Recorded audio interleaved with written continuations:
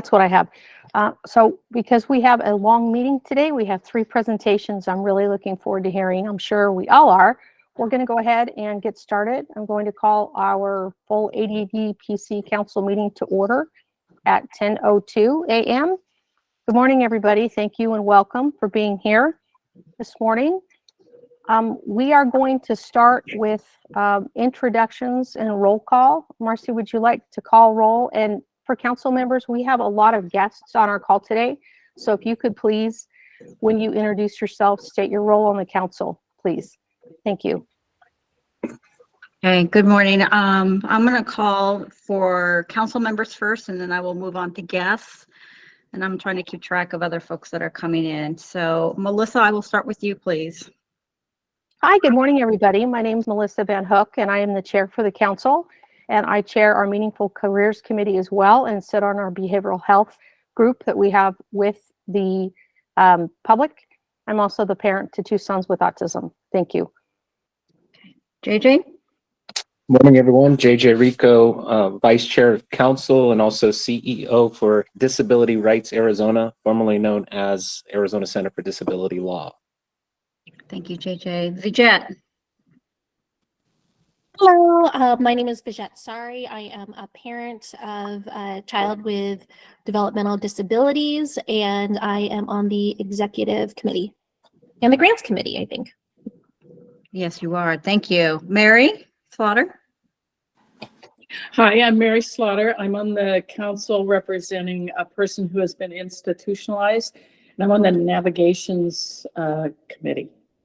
Thank you, Mary. Sophie Starr? Hi, I'm Sophie. I'm a social advocate on the council. Thank you, And I Sophie. started the dance company on the school. Thank you, Sophie. Vanessa? Hi, my name is Vanessa. I'm a self-advocate. Thank you, Vanessa. Ben Kaufman? Ben Kaufman, Access Reimbursement Administrator, Access Representative on the Council. Thank you. Megan Cox? Hi, Megan Cox. I'm on the council. I'm a sibling legal guardian to my younger brother who is developmentally disabled. Thank you, Megan. Bianca? Morning, Bianca Demara, Family Representative. Thank you, Bianca. Jana Muro? Good morning, Jana Merle, parent of a young adult son with developmental disabilities. Also assistant executive director at Raising Special Kids and the chair for the Systems Access and Navigation Committee. Good morning. Thank you, Jana. Kelly Roberts? Good morning, everyone. I'm Kelly Roberts, the Executive Director of the Institute for Human Development at NAU, which is a DD Network partner. Thank you, Kelly. Ken Counts? Good morning, everyone. This is Kin Counts. I'm the council member. I'm also in the Arizona Developmental Disabilities Advisory Council, as well as the Independent Oversight Committee. And I have an adult son with developmental disabilities. Nice to meet everyone. Thank you. Thank you, Ken. Monica Cooper. Monica Cooper, council member, self-advocate, chair of the grant committee, treasurer of People First of Arizona self-advocacy group. Thank you, Monica. Kathy Lewandowski. Hi, Kathy Lewandowski, chair of the work plan committee and a member of the systems navigation group, and have a family member with developmental disabilities. Thank you, Kathy. Did I miss any other council members? Okay, we're gonna move on. Go ahead. Mateo? I'm sorry. Yes, hi, I'm here. So, hi, my name is Mateo Treetop. I am a self-advocate, as well as I work for Diversity Incorporated. Mateo, thank you. I apologize. Thank you so much. Okay, anybody else, council member? Okay, staff, I will start with John. Good morning, everyone. John Myers, Executive Director of the Council. Thank you, John. Michael? Good morning, Michael Ava, Contracts and Grants Coordinator. Thank you. Lonnie? Good morning, Lonnie Thanks here, Fiscal Manager. Jason?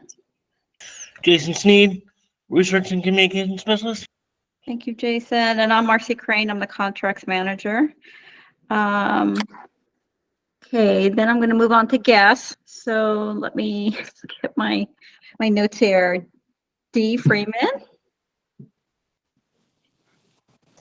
Hi, I'm Dee Friedman. I am chair of the DDD District West Independent Oversight Committee, and at our statewide meeting, John gave his update and said you had 3 great presentations today, and I have time, so I'm here. Welcome, Dee. Thank you. Ashley Alcaraz. Hi, I'm Ashley. I'm an intern with John and Michael for ASU. I'm a PAC student, so I'm here to gain all this knowledge and observe. Thank you, Ashley. Jesse Barbosa, I apologize. No worries. Good morning. My name is Jessie Barbosa. I'm the representative for the Arizona Department of Health Services awaiting appointment to the council. Thank you, Jesse. CJ Loisel. Good morning, everyone. CJ Loisel, Deputy Assistant Director over at Access and pending council member eventually. Thank you. Evelyn Kasuga. Yes, good morning, Evelyn Kasuga, Center for the Future of Arizona and Director of Community Economic Prosperity. You'll hear from me later. Thank you for having us. Thank you for coming and joining us. Gail Laneham.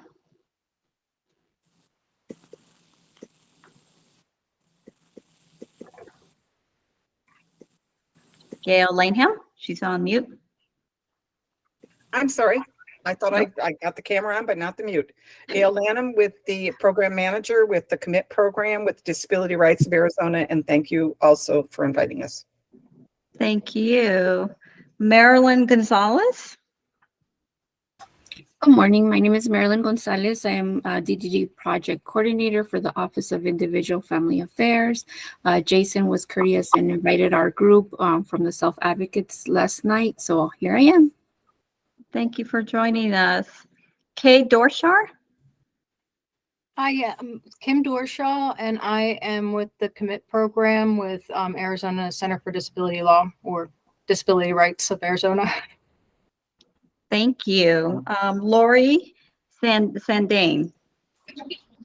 Good morning, everyone. My name is Lori Sandane. I'm the Director of Employment Services at the Opportunity Tree, the President of the Arizona State Chapter of Association for People Putting It Supported Employment for Employment First, or APSE, and a consultant with the Sonoran USED at the University of Arizona. Nice to be here.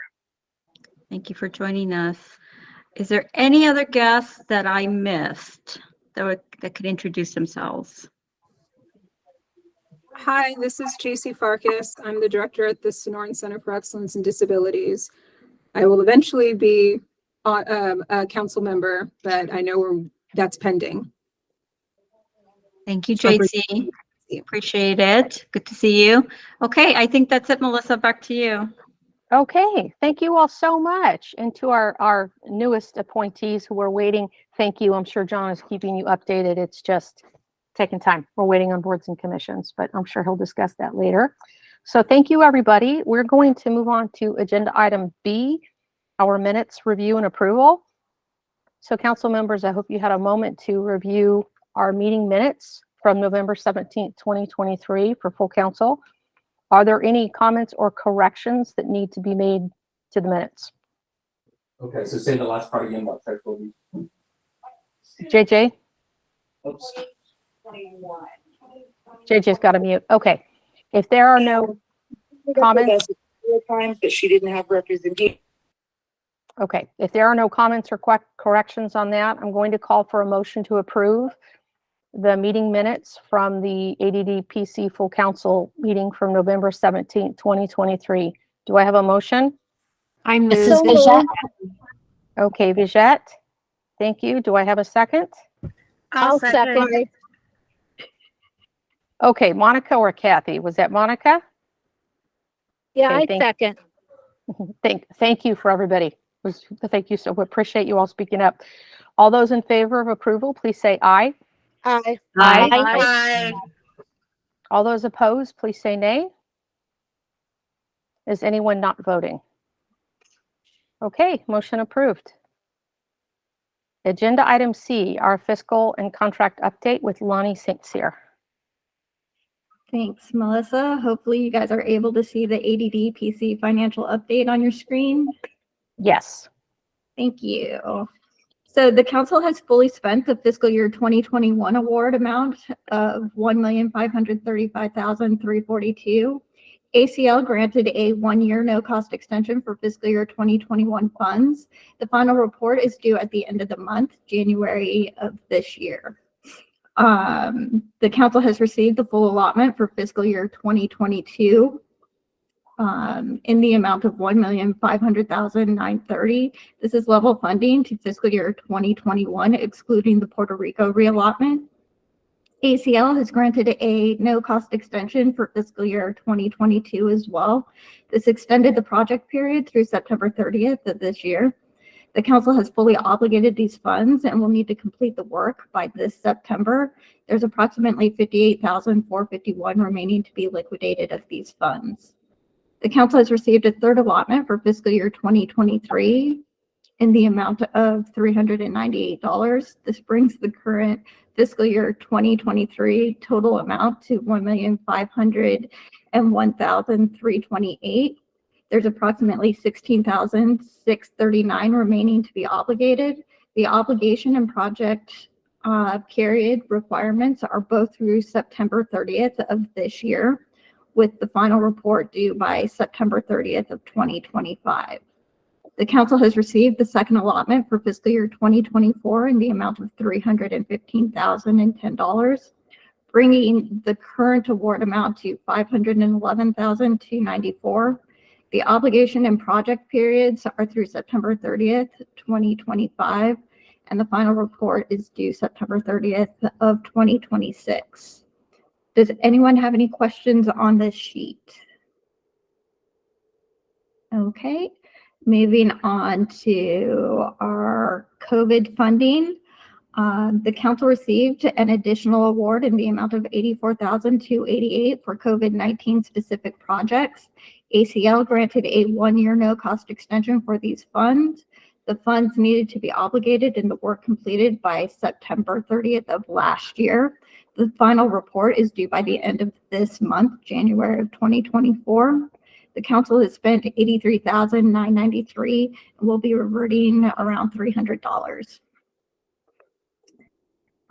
Next, the council received an additional award amount and an additional award in the amount of $95,319 to expand public health workforce within the disability network. These funds are being tracked and reported on separately.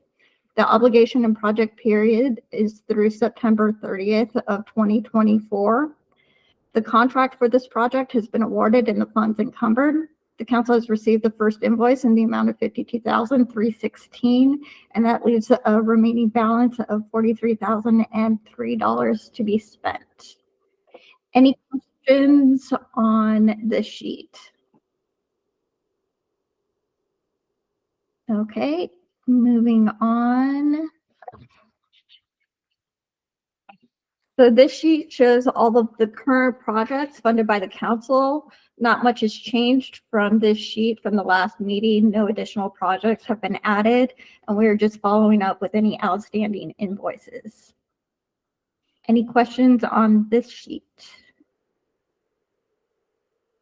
Okay, moving on to the final sheet. Sorry, that's a little bit small. I'll try and make it a little bit bigger for you guys.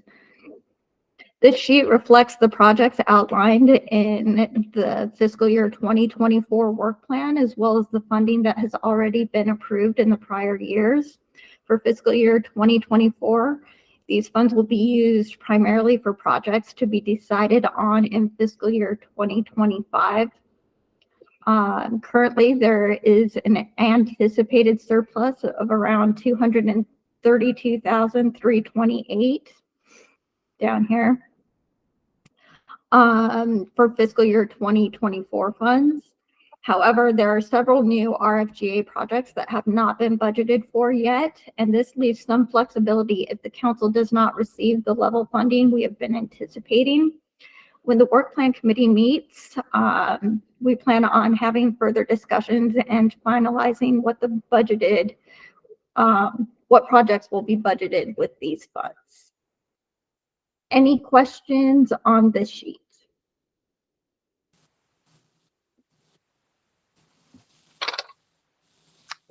Go ahead, JJ.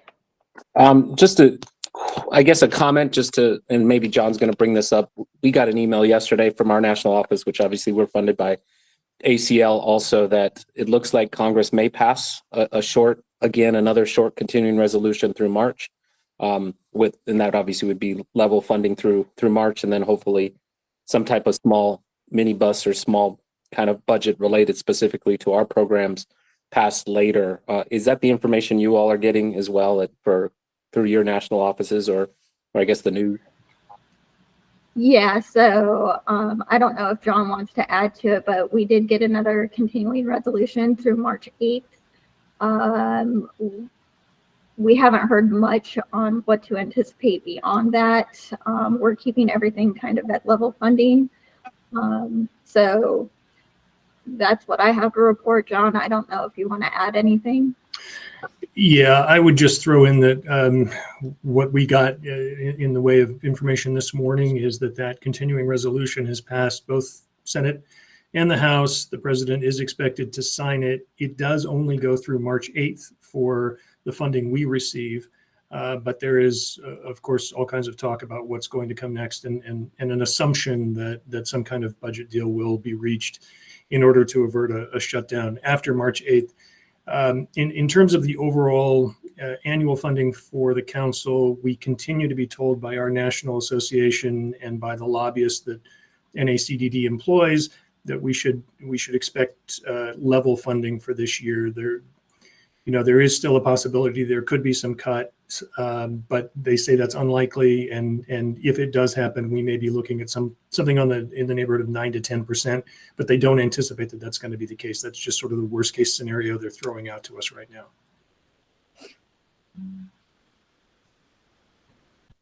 Thank you. Appreciate it.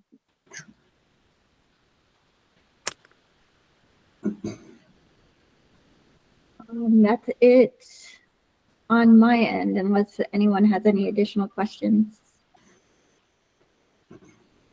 So this is Kathy. I'm just curious if we have, I know it's a distant possibility of a 9 to 10% cut, but if we were to do that, if that were to happen, are we prepared? Do we have a plan in place for what that would mean or look like? Well, right now, Kathy, we don't have all of our anticipated 24 funds allocated just yet.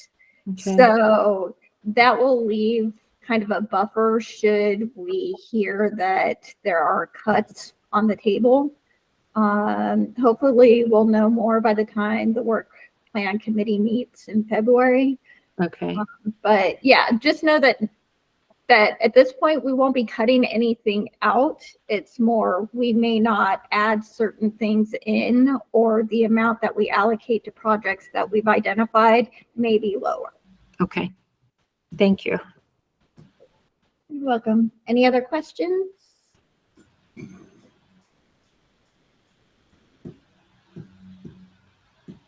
Okay, thanks everyone. Okay, Lonnie, thank you so much for that. Moving on to agenda item D, our executive director report with John. Okay, thank you very much, Melissa. I'll try to be brief. I'm not very good at that, but I will try today. Touching on the COVID special funding we got that Lonnie mentioned already, I want to give a little more context on those, and I'm going to go in reverse order from what's listed on the agenda. I want to start first with the vaccine access money. That money was spent, actually the contract period for that ended September 30th of last year. All of the money has been spent. The final report has been submitted to ACL. So that project is essentially off our books now. As a reminder, that was some special money that came out early in the pandemic or soon after vaccines were introduced to help councils and other DD network partners reach out to communities and do the best they could to help people get access to the vaccines and to reduce the hesitancy toward vaccines. So the council was part of some work early on, much of which included a community survey and an assessment of need. The second part of the funding, because we had some left over and we got a no-cost extension on it, was dedicated to IHD to do some work in northern Arizona to understand the lived experiences of people during the pandemic and their ability to avail themselves of the vaccines in rural and isolated communities. So we feel like it was successful. We've got some good information that came out of that work, and we'll now move on and try to utilize that information in our work going forward. The second bucket of money was focused on the public health workforce and how the public health workforce serves individuals with IDD. This project is just wrapping up. And as a reminder, we contracted with the Sonoran Center for Excellence in Disabilities, which then subcontracted with the Regional Center for Border Health in Yuma to do a series of focus groups and some outreach into communities around the state to assess the role of the public health workforce with aging individuals with IDD and to put together some recommendations for how that system needs to evolve in order to better serve aging people with IDD as their numbers grow and as they live longer. So we are anticipating a report from the Regional Center by the end of January, at which time the System Access and Navigation Committee will do an evaluation of that report and will come up with some policy recommendations, which we will then utilize to hopefully impact the system, whether at the agency level or at the legislative level. We'll provide more information for you at the next council meeting, because at this point still we don't have the final report on that. But we're very pleased with the work that was done and looking very much forward to receiving that report from them. The next item is our communications director search. I am delighted to be able to tell you that we have hired a new communications director who is both a new communications director and an old communications director. Many of you had the privilege of working with Sarah Roof when she was with the council in the past, and Sarah has come back to the council to take on the communications director role. She will be starting February 5th, and we could not be more pleased to have her rejoining the council and to be benefiting from her expertise in communications. I do want to make a special note. As you all know, Steve Freeman left the council last fall, and in the interim, Jason Sneed has been doing an absolutely fantastic job filling in, primarily covering production of the newsletter that we send out every month. And I want to express special thanks to Jason for the work that he's done, in addition to the seems like hundreds of other things on his plate. He has really done a fantastic job of keeping our communications going. So many thanks to Jason for doing that. As we heard from, I think, about half the people on the call earlier, we are still awaiting some appointments and reappointments for vacancies on the council. Many of our state agency representatives are not yet formally appointed. We're grateful, though, for people like CJ and Jesse participating in this call. They are nominees. Their applications have been submitted to boards and commissions, but we at this point still have not gotten any word about when their appointments will be formalized. I would point out I had a call with the governor's health policy advisor 2 weeks ago, the day of the State of the State address by the governor, and we talked about this very issue. She assured me that she would reach out to boards and commissions and try and spur them along, but she also reiterated that we are not alone and that just about every board or commission in the state is facing the same issue, because the Office of Boards and Commissions is just overwhelmed at this point, and appointments, reappointments are just moving along at a glacial pace. So again, sounding like a broken record on this. It's basically the same message that I've shared for the last year, I think. But we'll keep working. We'll keep doing the best we can. And again, we appreciate those who are willing to give their time, even in the absence of that formal appointment. Regarding the fiscal year 23 program performance review, our big federal report that was finalized and submitted on December 27th. We had until the 30th. We beat it by 3 days, so we felt very proud of ourselves. It actually allowed us to take a little time off over the holidays, which was very welcome. I said this on the executive committee meeting last week, and I will say it again. The staff did an extraordinary job getting the information together, compiling the data we needed to put that report together. I cannot thank them enough for all the work they did. It was now, I guess by some measures, not all that huge. I think ACDL's report is probably bigger, but ours is 114 pages long. So for a staff as small as ours, that's a pretty large task. And I'm really appreciative of the work that everybody put in to get that done earlier than the deadline and to help us actually get a little time to relax. The last thing I would mention is that the 2024 Disability Policy Seminar will be taking place April 8th through the 10th in Washington, D.C. As is customary, we offer the opportunity for interested council members to attend. We have 2 slots. If there are up to 2 council members who would be interested in attending that event in Washington. For those who aren't familiar, it's a 3-day event. Obviously, 2 days are spent in workshops, breakouts, and general sessions with a host of roughly 800 or 900 other disability advocates from around the country. This is an event that's co-hosted by NACDD, our national body, AUCD, the Association of University Centers on Disabilities, the ARC of the United States, a variety of other organizations are the hosts of this. And there are quite a large number of people in attendance. 2 days are spent in breakouts and general sessions. 1 day is spent actually visiting our elected officials on Capitol Hill. And that usually, at least I have found, is a pretty productive opportunity to get our messages across. Often we don't meet with our senators or representatives, we meet with their staff, but even so, it allows us to share key and timely information with them. So if there are council members who are interested in devoting that time and making the trip to DC, we would need to hear by February 1st. And I would say that priority will be given to members who have not attended in the past. We know that a number of you have, and we appreciate that, but we'd like to give some council members who are new or haven't had that opportunity a chance to attend this year. If you have attended in the past and you're interested, please still let us know, but we'll sort that all out as the interest is expressed. But we would need to know by February 1st because it takes DES a long time to process travel. And so we have to have that lead time. I'm happy to answer any questions you all might have. Thanks for the opportunity to share that information. We had a question again on what the dates are for that DC trip. April 8th through the 10th. It's Monday through Wednesday. Thank you, John. Sure. Okay. All right. All right. If there are no questions for John, we're going to move on. Marcy, I'm sure you've noted it already, but Gabby Orozco and Kristen Mackey, 2 council members, were able to join us this morning. Thank you. You bet.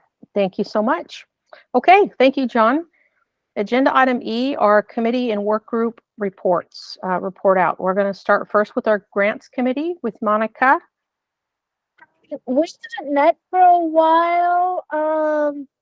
And I don't think we have the final report. Lonnie or Marcy?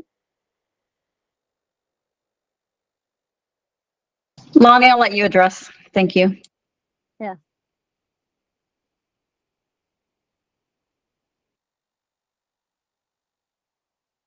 Is Lonnie around? Well, I'm co of that. We have not met for some time. Part of what we're going to do and what we need to do first is to meet with the work plan committee, which we have a meeting set in February 16th to go over the work plan and some of the funding that hasn't been identified for a project. And so once we have that kind of more or less figured out, we could bring that information back to the grants committee for further discussion. I am in the process of working and finalizing one solicitation to be released in early February. And the other solicitations that, again, that could be released, we're going to discuss that further once we've identified the dollar amount internally and with Kathy's committee, and then we could bring that up. In terms of renewals, there are 5 renewals that we'll be discussing, and that will be on a later agenda in probably late spring that we will also discuss with the grants committee. So that's the update. Questions that I could help answer?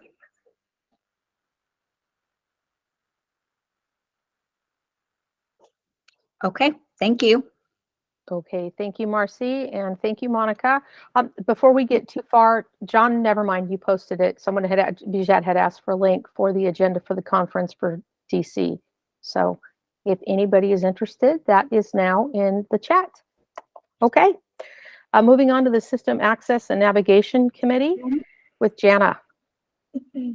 Hi, good morning, everyone.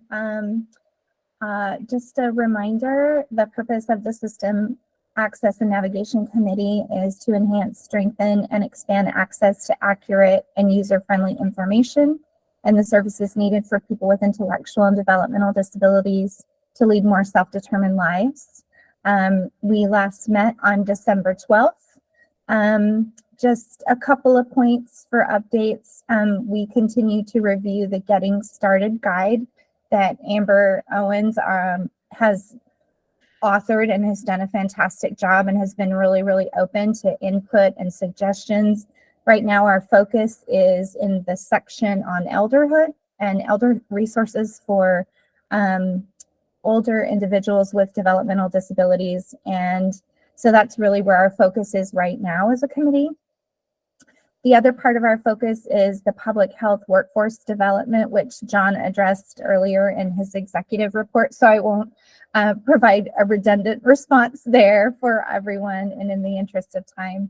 And then also just as an added note regarding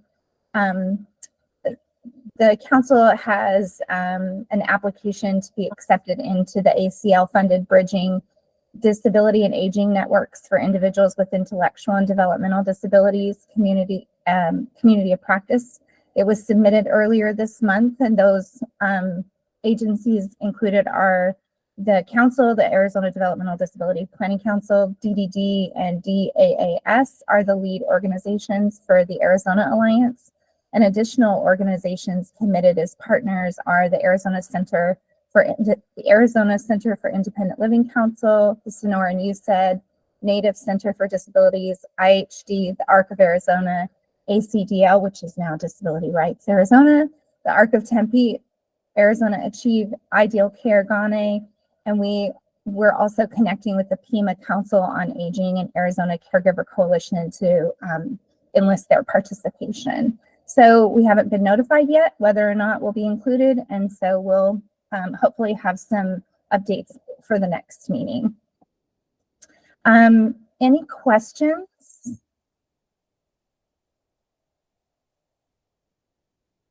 Awesome. Okay, thank you. Thank you, Jana. Okay. Next up, an update for Meaningful Careers, and that is me.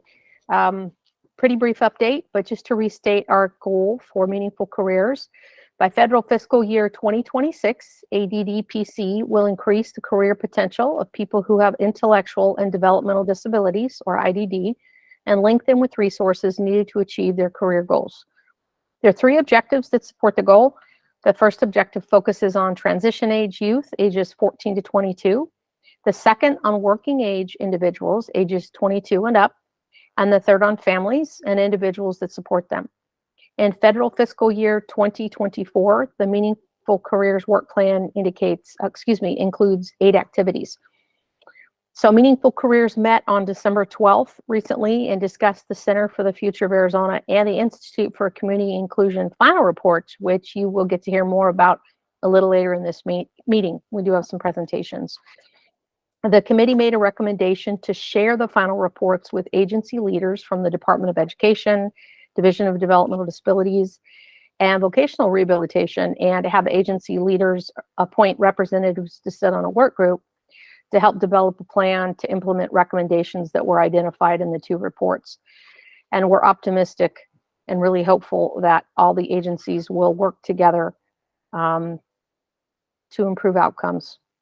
Meaningful Careers will gear up to present a new webinar series building on last year's successful partnership with the DD Network, the Arizona APC chapter, and Voc Rehab. It's still in the works right now, but the new series will be titled Creating an Independent Life. So please stay tuned for more information. And a lot of the other webinars that have already been presented, there are links on our website. So they're great resources. I recommend you check them out. So thank you so much. Are there any questions for me? Can you repeat the Voc Rehab thing again? Which part, Sophie? What I talked about is that the committee met on December 12th, and we discussed the final reports that we had. And one of those included the VR study that was looking at the outcomes for vocational rehabilitation. Okay. Okay.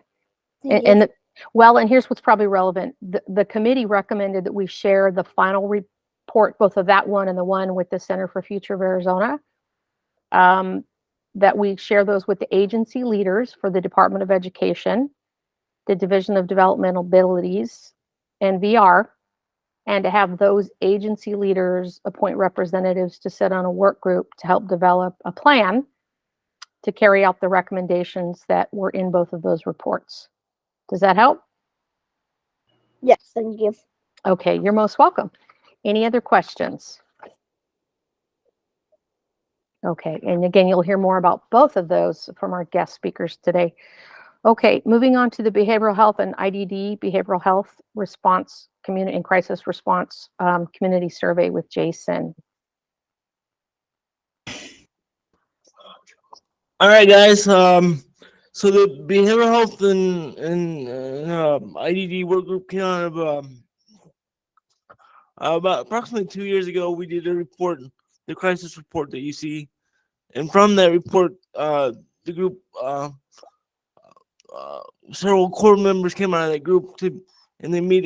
They've been meeting every 2 weeks for about since then, about a year and a half. Talking to different organizations, DDD, managed care organizations, and crisis organizations as well. And through those discussions, we determined that we need to have a survey to get some data and to do. One of those things is we need data to support our claims and things of that nature. So we contracted with the council contracted with Normal Predictive Insights. And the core group did go over the survey and look at the survey and provide suggestions. Through that, the survey was released. I guess in December, late December, like December 15th or something like that. After that, there were some concerns about it, so we pulled it back to make some minor adjustments. And then on December 20th, we released it again. And up to date, we have 160 people that had filled out the survey. So that's a pretty good number, but I like to overshoot I guess our goal was 200, and I want to overshoot that. So we're going to release it. We're going to keep it open until the end of the month to see if we can get some more people to participate. The minor adjustments just were to add a front and back button and to do some adjustments to the demographic questions. I'd prefer not to say the survey is anonymous, so there's no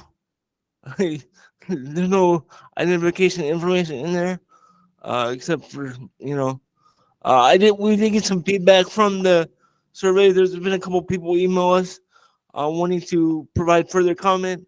So when the survey is done, we will reach back out to those people and see what we can do to help them. Because we want everybody's information to be heard. So also, there's been a lot of movement in the behavioral health world recently. And so there's, you know, because DDD has some new programs coming out and different things. So, and I like to think that the group has some, you know, we did something to move things forward. So, and that's basically all I have to say. John or Melissa have anything else? And if anybody has any questions, I'm here to answer them. So, all right. I think you did a fine job with that. Like you, I'm really hoping we get more responses on that survey. And Jason, thank you for leading up on that survey and handling kind of all the communications. I know it's been like herding cats sometimes, and you've done a phenomenal job with all of us. So thank you. Yeah. Okay, any questions for Jason? Okay, thank you so much, Jason.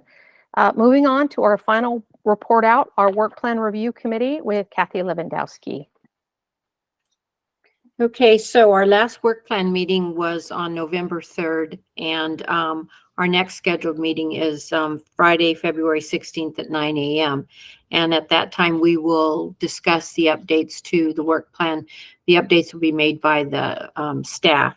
And I don't have anything else to add to that other than that our next meeting, we will look if we can do some put in some creative ideas, so Monica will have some grants to work on. Or grants to work on. And that's it.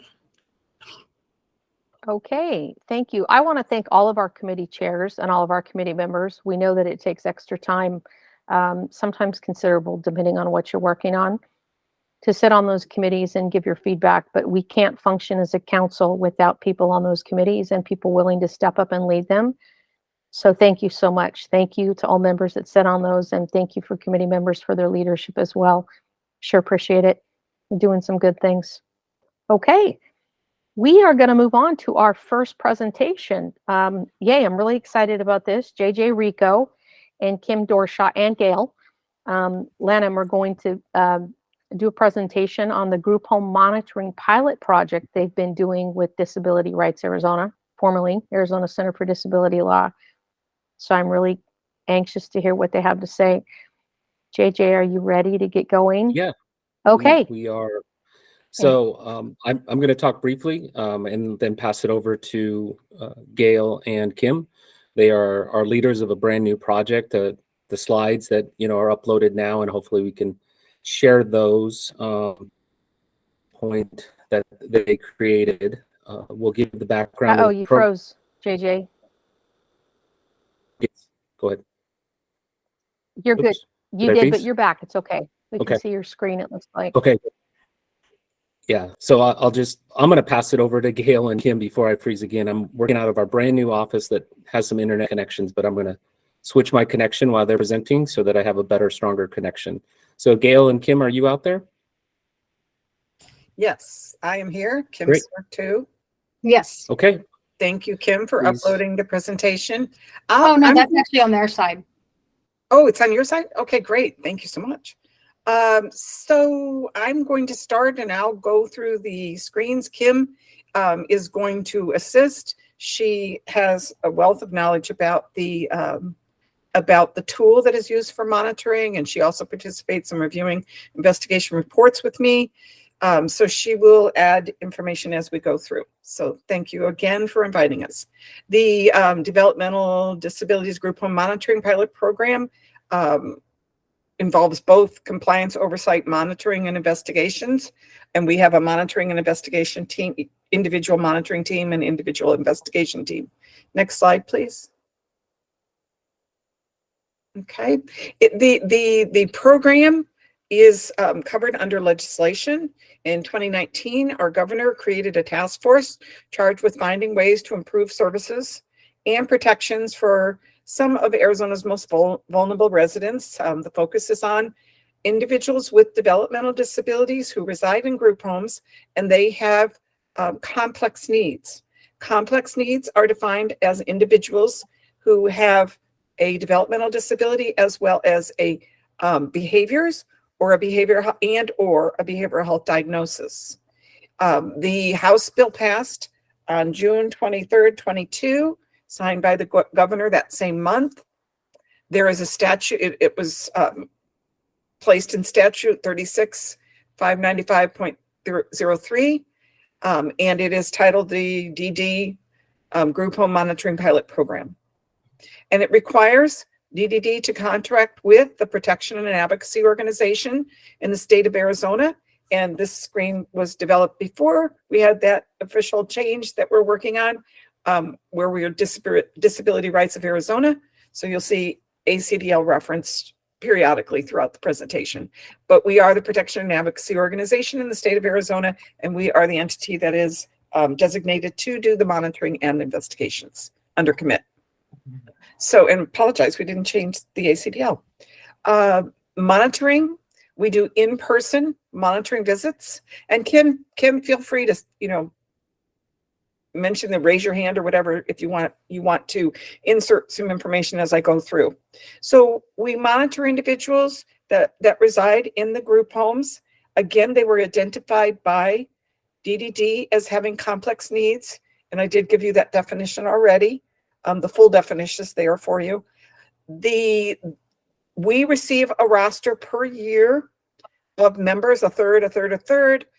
We started monitoring in May of 2023. So we had more of a crunched period to get all of them done. Did relatively well. You'll see the statistics in getting as many as we could, almost all done.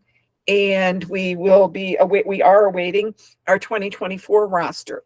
We have a team of 4 monitors and 4 investigators. So our responsibilities are to do the monitoring. Yes, I have a question from Ashley asking about whether it includes adults and children. Mostly they would be, Kim, correct me because you look at stats more than I do. But I believe it would be probably the 15-year-old range, maybe 16-year-old range, but it's more individuals that are transitioning, okay, because those would be the ones that would be living in group homes, and adults. Kim, would you change that definition? Yeah, no, we have had children, and like QOC information that we get for incidents that have been reported to DDD. They can be, I think the youngest that I saw come up was 3 or 4. So, but the majority, I would say, are more adults. Right. So we do investigate, and that leads into, we also do investigation of quality of care complaints. We receive a roster of the QOs, the incident reports, that DDD receives, and then we select investigations among our team of 4 investigators. And we compile a comprehensive report. We are working on it now for this year.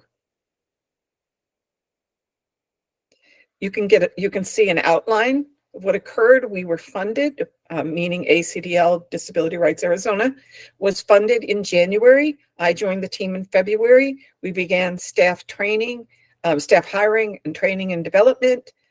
Gradually, we continue to hire. We've just hired one of our last monitors who will be trained this year. We're going to hire another monitor. So we will have 5 monitors and 4 investigators.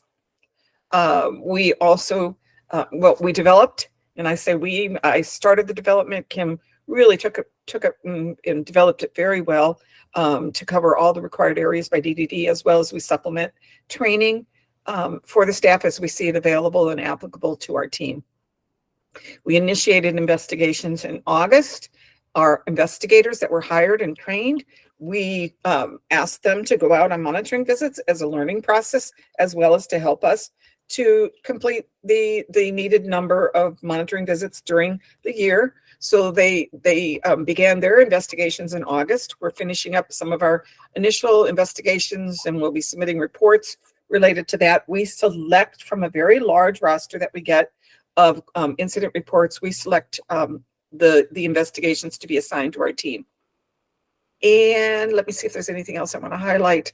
Have been, and that would be Kim and a team of monitors have developed revisions to our monitoring tool. And you'll see our goals for 2024, where we're looking at using a consultant to help us look at database design and reviewing the monitoring tool, as well as we will be working on our investigation protocol, revision to some of our forms, revision to some of our processes for investigations. Next slide, please. So this is a little outline of what happened in 2023 for monitoring. We had 175 individuals on our roster that we were given. What criteria do you use to determine what investigations? We look at the overall impact that the investigation could have on perhaps systemic change, or to look at potential trends that we are seeing. So it varies by topic. It varies by what occurs in a particular month and when we're assigning. So we look at the overall, we like to do them more recent. So as someone completes and is due for a new assignment, we flag some that we might want to come back to, but we'd like to do investigations that are more recent. I should clarify that the QOCs that are the incident reports that are received by developmental disabilities, they investigate those. So we are doing, and it's not a secondary review, I call it a second review, because a secondary review is typically, we're looking at what they saw. We're looking at their report. We're not doing that. We're doing an independent report, or investigation, I should say, and then final report. So we're looking, that's why I like to select ones that are newer, because the information isn't as fresh when you're interviewing. Actually the records would be would be clear, but interviewing people, you have a gap in time if you go too far back. So sorry, but I got a question about investigations, wanted to answer it. So DDD total was 175. There were 2 that were temporarily out of the home, and there were 11 that were no longer residing in the group home. So that changed the number. We completed 122 in that period of May through December. We weren't able to do the exact number of 1/3. So we had some remaining, which we proposed to do over year 2 and 3. We are currently working on those and awaiting our roster for 2024. Next slide, please. Hi, Melissa, did you have a question? I did, Gail. We had a question earlier from Ken asking how many group homes were involved? Can you go back to the last screen, or Ken, do you have that up on top of your head? For this year, it was 175. I don't have the total count because it changes. JJ, you have your hand up too. I do. So when we started the project, it was approximately 525. That's how we came up with 1/3 each year. But as you can see from the slide that you're looking at now, that's changed because folks are no longer there. Folks have been temporarily out of the home. But we would estimate approximately 500 of the individuals. Remember, the focus is on the individuals with complex needs, not on specifically group homes. And Gail or Kim would know this, but I would assume there may be some individuals who reside at the same home.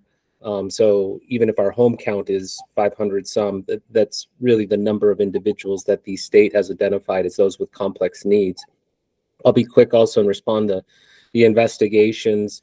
The reason why ours is a second or another investigation is because we do not have access to the state's investigation file. There's a state statute that precludes anyone except for the state to have that.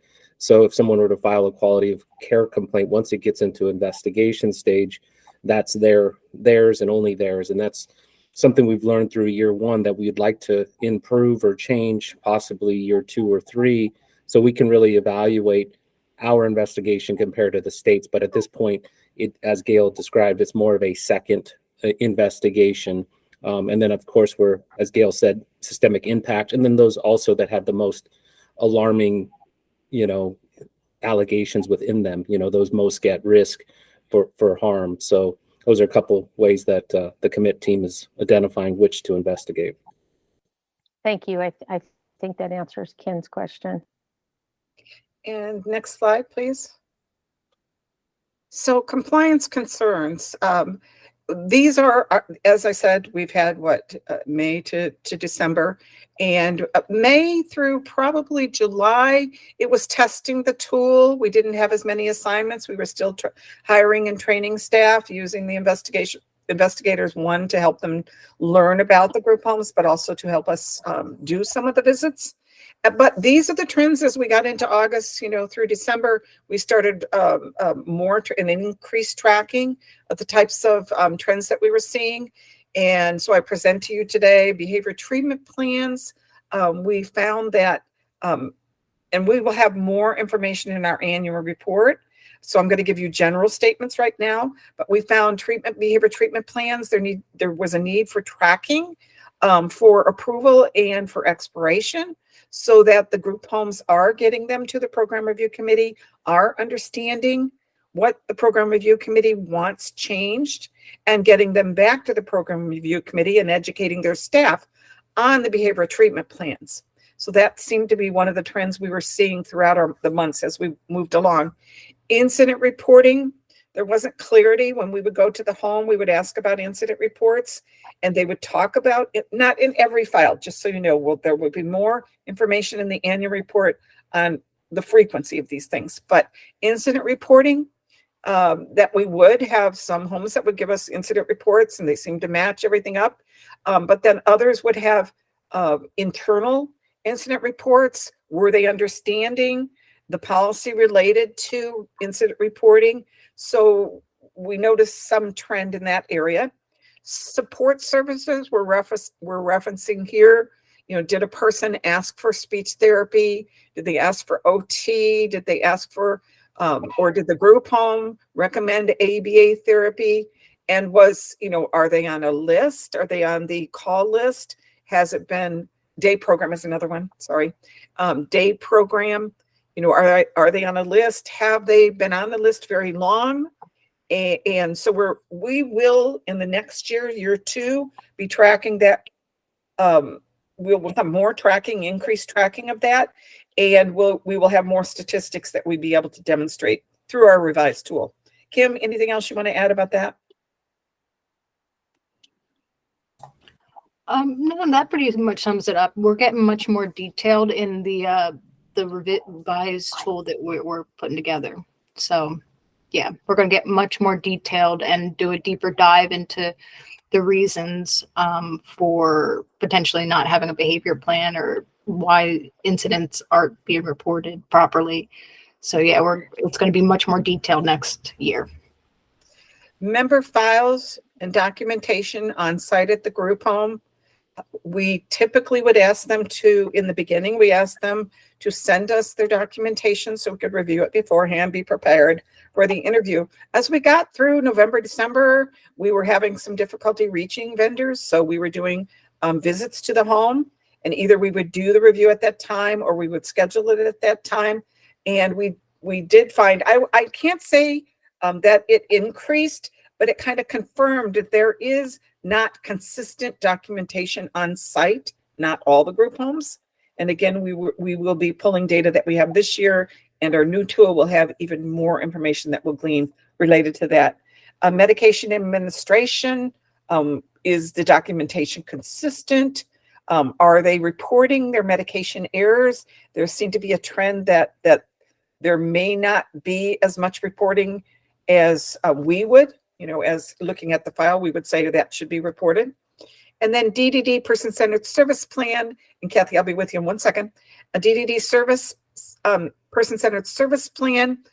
Is the information consistent throughout the document? Is it matching anything reported as incident reporting? Is it matching what we're seeing on site? Do they have goals? Are goals matching what they are tracking? Kim, do you want to add anything else about documentation? Our recommendation is that, and we understand the value of it, of keeping a sequence of notes in the person-centered service plans, but they're not always documented sufficiently so that we can see a sequence. So was that note a recent note, or is that note an old note? So we're making some recommendations on how to enhance the person-centered service plans. Kim, anything you want to add about that? Yeah, we found a lot of issues as far as like identified risks not being clear or even missing big things like target behaviors that are the focus of the behavior treatment plan. So yeah, we're reviewing that. And yeah, again, next year we're going to have much more detail, but we've already been seeing the person-centered service plans. There's even guardianship information's been inaccurate. So a lot of that kind of stuff. And Kathy, you had a question. I did. I was wondering if you would see in the reports from the staff asking for additional training on how to better work with the client in the home. You know, maybe a new technique for their behavior, to handle their behavior, those kind of things. And when you say staff, do you mean the DDD or the group home staff, or do you mean The group home staff? Sometimes they would, I would say more frequently, we would see a recommendation for ABA. Okay. ABA assessment that would enhance their ability to develop the tool. And then is there anything in the report that shows that those staff received that training? Or that we did not collect this year. Kim, I don't recall, but it's a good suggestion whether we have that added to the tool for next year. Staff training. I think it would be helpful to see, are we also working with the staff to make sure they have the training they need in order to work with, you know, the clients? We do ask the question of their knowledge of the individual's behavior treatment plan and their person-centered service plan and services they're providing. Okay. And it's a very good suggestion. We'll look at our tool. We haven't implemented the new revised tool. So that's, thank you for that suggestion. Thank you. JJ? Yeah, real quickly, one of the things also to note is that Gail and Kim meet with the state once a month to give them updates, make recommendations. Now, our push is to have them follow up and report to us what they've done with the recommendations. Obviously, we have a reporting requirement under the statute, but in a recent presentation to the co-sponsors of the legislation, which led to the law, which led to the program, I pushed that they ask the state to report to them and to us kind of what are they doing with the recommendations we've made, because again, one of the things we heard is it's great to make recommendations, but if the state doesn't do anything with them or nothing's improved, then it's just a report. So we're pushing for that. That's another thing that, you know, as a community member, as a council, you know, it's always good to follow up and make sure the state's, you know, reporting back of what they're doing with the recommendations, the findings that we're seeing, because currently this legislation doesn't have we don't have an enforcement arm to it. So it's left to the state to improve those things that we say need to be improved. And I will mention that when we began providing information about the behavioral treatment plans, that the DDD reported to us that they have established a committee that is reviewing the recommendations as they come through from ACDL and commit. The next slide, please. So recommendations, I pretty much covered these as I was talking about the trends, but recommendation for reviews of individual member needs for applied behavioral analysis and functional behavioral assessments, as well as for counseling for some individuals. And that is, you know, basically that the teams will review that need and make recommendations or make referrals. DDD tracking of those behavior treatment plans, DDD monitoring of the vendor files for completeness, because we would go in and not have certain records available to us. More so, we would probably see it when we made those visits without prior planning, you know, would go to the home and say, we need to set it up, you know, today or in a week or whatever. But we did see a trend for that. And then retraining on incident reporting and person-centered service plans, monitoring and staff training as needed on clarity. I would say clarity of the person-centered service plans. Next slide, please. Investigations. As I mentioned, our investigators were cross-trained on monitoring, and it did help them understand the environment, the group home environment, as well as the services that the individuals were receiving to enhance investigations.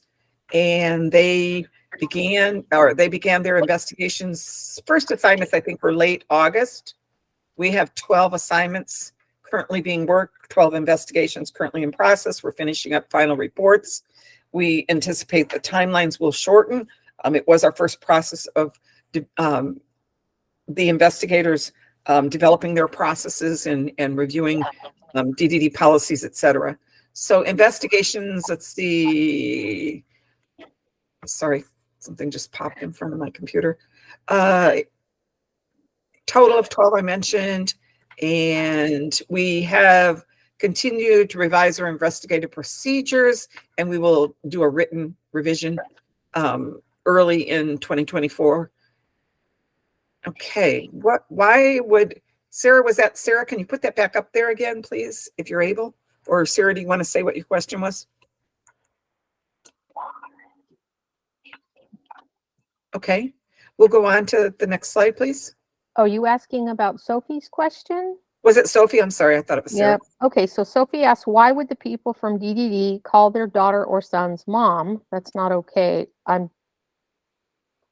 Sophie, if you want to come on, unmute yourself and ask your question, because I'm not quite sure what you're asking, Gail. Yeah, so the people from like DDD come to the house and have like meetings with the mom and the daughter or son, and I don't know why the people call them mom, not by the first name. Oh, I understand. I think I understand what you mean, Sophie, but you tell me if I'm wrong, okay? Okay. That when it is your mother, I will come in and I'll call your mother mom. Is that right? Well, I want the person to call her Amy, not Yeah, mom. I understand. And Sophie, what I would suggest is let them know that. Tell them that you would like them to call your mother by whatever your mother wants to be called. Uh-huh. Does she want to be called Mrs. Stern, if that's her name, or does she, what does she want to be called by? Amy. Amy. There you go. So I understand what you're saying, though. Yeah, that is something that is done to identify people in the record sometimes. Okay. Maybe it might be carrying over to their conversation. Okay. All right. Thank you so But much. it's always okay to tell them what you prefer. Thank you. Okay, So, Gail, I'm sorry. There was one question that was posted a little bit ago by Ken again. Are group home staff training certifications constantly updated? we did not have in this year's monitoring tool an actual visual of their certifications. That was not part of our tool. We have that as a recommendation here. We did ask about training. We did ask what training was being done and what was required. It appeared that for the most part, and this is not looking at any statistics, that we got a yes, that they are doing training on behavioral supports. But I think that the recommendation to go further, we will look at that in terms of our current draft revised tool. And thank you for that. Thank you for that, answering that. QOC opening allegations. This gives you an idea of that large roster that we get. We get it once a month or throughout the month. They give us updates on the roster. And for August through November, opening allegations, 43 of them were safety and risk management. And this doesn't change a whole lot. We give a report to DDD on a monthly basis, and they change somewhat, but they stay kind of in the same range. May misquote it, but 40 to 45 or somewhere in that range. So safety risk management seems to be the highest, abuse second highest, member rights third, and then effectiveness of care. Kim has pointed out, because she did a lot of review of it, that we need to talk with DDD about some of the opening allegations, because there are some remaining ones. And medication error seems like it might be coded in two different ways. So we're going to ask some questions. I can't say that's happening. We just need to get, when is it coded as a medication error, or maybe it's being coded as safety or risk management. So that's one area we're going to be asking some questions about. But you can see at the bottom some of the other areas: unexpected death, looked like an average of 1%. Someone have a question? Okay, next slide. So our goals for the year. This isn't all of them because we're meeting with some internal staff to get input on what, including our intake and our team that assigns medical and behavioral health intakes through the protection and advocacy, just to get input. Okay, and but we're preparing our first annual report. We have 2 monitors. One has been hired. She'll start next week. We still want to hire another monitor. We want to do some follow-up visits within monitoring. So select and revisit select group homes for monitoring. We will pilot and finalize the monitoring tool. And we are looking at working with a consultant to develop the data reporting that we want to be able to provide on a monthly basis to DDD. And thank you for some suggestions today. Design and implement the new commit database. That's what I was referring to. And then revise our protocols and procedures for investigation. Our team is doing that as they do. You know, as they're completing each one, they're giving input on what we can do to make changes. And then, as I mentioned, we're looking at trainers and experts and nurse consultant to enhance our review of data and our skills. Now is the time. If we have time, John, I will leave that to you for any other additional questions. Or Kim or JJ to mention anything they'd like to emphasize. You have just a couple minutes left, Gail. JJ, Kim? Kim, I haven't heard from you, Kim. If there's anything you'd like to add. Oh, no, I'm okay. I think you covered it, but open option for questions. As the questions come through, I'll say, you know, again, kudos to the staff on the commit team. I mean, this is brand new to us. Although we do monitoring and investigation, it's not in this form or with these requirements that the state statute had. So to create a program within a few months and get staff onboarded and still accomplish what we have in year one, but we're open to feedback, and that's what we really appreciate. And Kathy, you have your hand raised. Well, first of all, I want to thank you because I think the report was great. I have lots of questions, but one of the things I was kind of hoping that maybe as you're moving forward on your database, that you could capture, are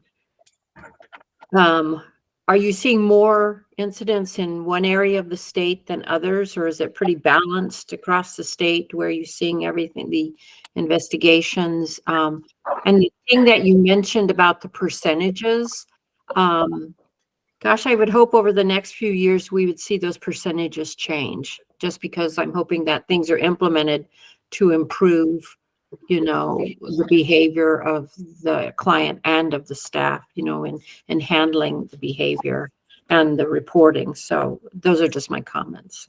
And Kim, did you do any data pulls on incident reports to answer the first part of Kathy's question?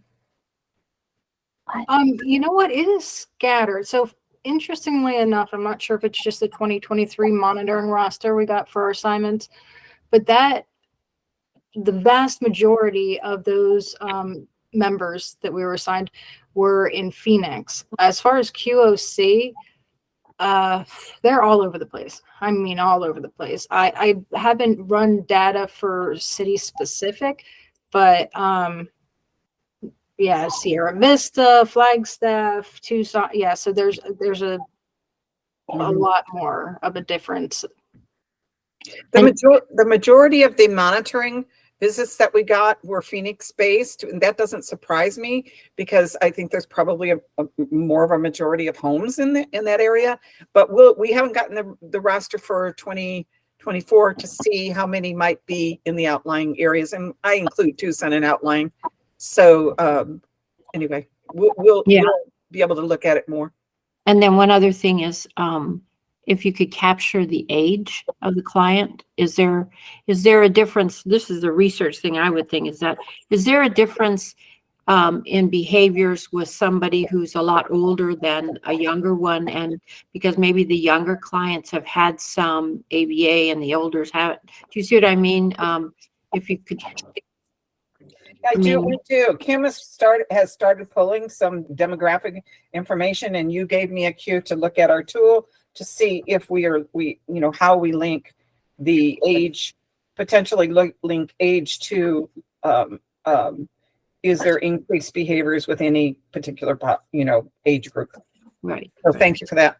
Okay, and that's it. Thank you. Kim. Yes. Hello, everyone. Yes, I think this is a great forthgoing project that, it should happen long time ago before things actually happen, because a lot of things is like sometimes this homes needs a wake up call because nobody knows what's going on like behind the scene. So when you people go in and go through and look through stuff, it brings like, oops, okay, I better be up to date on this. I better check on this. So we are really giving our members the voice, to say, and also to make them feel that, okay, they're heard. They know they're being watched out for, be cared for, and not just being put in the homes and places. It's like, okay, there you go. We are at the mercy of the hands of the vendors, because through all the incident reports, sometimes it's so heartbreaking that I read those things that, I was like, okay, this something need to be done. And well, you depend on DDD. It's like, okay, what measures are y'all taking? I don't get any answers. Okay, what measures are you going to take to protect our members when such things happen? I got nothing. But so this is really great if we can just go in and, find out more stuff, what's going on. It really becomes a awakening call for, all the homes to say that, hey, you know what, our members are valued. And I'm so sorry. I want to mention something that I realize and I recognize that our recommendations focus this year, and I'm actually happy that it does, that it focuses on documentation, because when you look at the various factors that could impact on individuals' behaviors, like hospitalizations, change in medication, change in staff, all of those things can impact. So if documentation such as behavior tracking, such as functional behavioral assessments, ABA, if those are needed and not occurring, it can enhance the overall services for the individual and hopefully help to mitigate or help smooth over some of those other things like hospitalizations, change in staff, etc. That's my theory anyway. I put that down as a theory right now. No, it's true, because sometimes, like when I mention trainings, because when I look through sometimes the incident reports, it's like when something happened, then they say that the staff trained, they will be, but no, you have to get that done first, before you wait for something to happen. Oops, okay, I need to send them for training now. It's not after, it's before, to prevent, things from, happening, preventive measures, so to speak. So, I mean, overall, I think this is a great project. Thank you. And I know we're probably past our time. Sorry, JJ. So do we have more questions coming in? I will leave it to John and Melissa, how you want to handle any additional. I was gonna make a suggestion, Melissa, if I could. I don't want to stop the conversation overall, but for today, I know we're within time. One of the things that Gail and Kim did and the commit team did was meet with parents and others who testified to obviously lead up to this project. If any of the council members on here would like to participate in such an event, I'm gonna volunteer us to meet with all of you and kind of get this feedback so that we can make sure our tools are inclusive, and that when our monitors and investigators are going out, that they're looking at the things that you or your family members may have been exposed to. So if you're open to that idea, feel free to put your names in the chat, and Gail or Kim can reach out and we'll put together another meeting. But we did that year one, and I think it'd be worthwhile to also get additional feedback from all of you. Well, absolutely. And if you guys are open to putting your emails in the chat, if people have additional questions, can they send those to you? Sure. Oh, yes. Okay. Yes. Or even if you want to answer it in the chat, that's okay too. But yep. And my thing, you're right, we do have to move on. Behavioral health and crisis stuff that we're working on, there's so much that goes on in the group homes as well. And one of the things we had asked DDD for when we met with them is you guys need to be tracking the number of times that law enforcement, your staff is calling law enforcement out. How many times are they requesting a crisis team? How many times is law enforcement or other emergency personnel showing up for crisis? That was something that we recommended they track because we don't think they have a good handle on the problem because there's not a lot of reporting, or it's just internal, as you mentioned, because they don't know. So, okay. One more thing, thank you, you've got that in there. Kelly Roberts at NAU IHD said, I might have staff who do field work who are interested in serving on a subcommittee. Would this be okay, wanted, or needed? A sub. I was referencing JJ's comment about having a committee get together to look at the tools. I think it was JJ. Yeah, just to clarify, my suggestion is that a meeting just to have, further feedback for those observations you all had. So not necessarily a committee, but just a meeting dedicated with Gail and Kim, so you can, speak with us on your experiences. So I apologize for misinterpreting. Thanks. No worries. Okay, all right. And check the chat then for more questions for you guys and for interested people. We have some already that are commenting in the chat for you. Great. Okay. Thank you. Okay. Thank you for the opportunity, everyone. Thank you so much for sharing this information. And as you get your final report, when that's done down the road, we'd love to have you come back to share your final report out, what you've got, and kind of update, because this is so important. Thank you so much for your time today. Thank you. Okay. Thank you, you. ladies. You bet. Thank you so much. And thank you, JJ. Okay, we are going to move on to our next presenter. These are two grantees that we have. Our first one is Evelyn and Ian, I think, will be presenting today from the Center for the Future of Arizona on the Communities at the Center project. This is out of the Meaningful Careers Committee. Evelyn and Ian, if you two are ready. Yes, we are ready. Yes, thank you for pulling. Who's our slide? Oh, it's Jason. All right. Thank you Jason. so much. As I mentioned earlier, my name is Evelyn Kasuga, Director of Community and Economic Prosperity for the Center for the Future of Arizona. And joining me today also is Ian Dowdy, who is our Director for Strategic Data Initiatives. On behalf of Center for the Future of Arizona and our other partner on this project, Arizona Town Hall, and the other members of our project team, including Christy Tate, who's our Director of Civic Health, and then Tara Jackson, who's President of Arizona Town Hall, we are just so grateful to the council here for giving us this opportunity to partner with all of you this year. It's been a very insightful and illuminating community engagement project. And today, Ian and I are going to give you highlights of the project. But just know that a written report is in the works, and I know that council will get copies of that as soon as it's going through some final edits and then the production of the document itself. So next slide, please, Jason. So those of you who don't know us, Center for the Future of Arizona, we just celebrated over 20 years last year, and we've been bringing Arizonans together to build that stronger and brighter future for our state. As I've been listening into your meeting, we all have a role to play in making sure that includes everyone. So our next slide. How we do this is that we've been listening to Arizonans on things that matter to them and sharing trusted data, and you'll get a flavor of that from Ian shortly.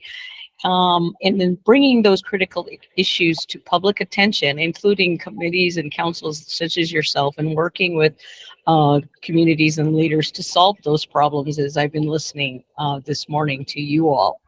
So let's go ahead and go to the next slide.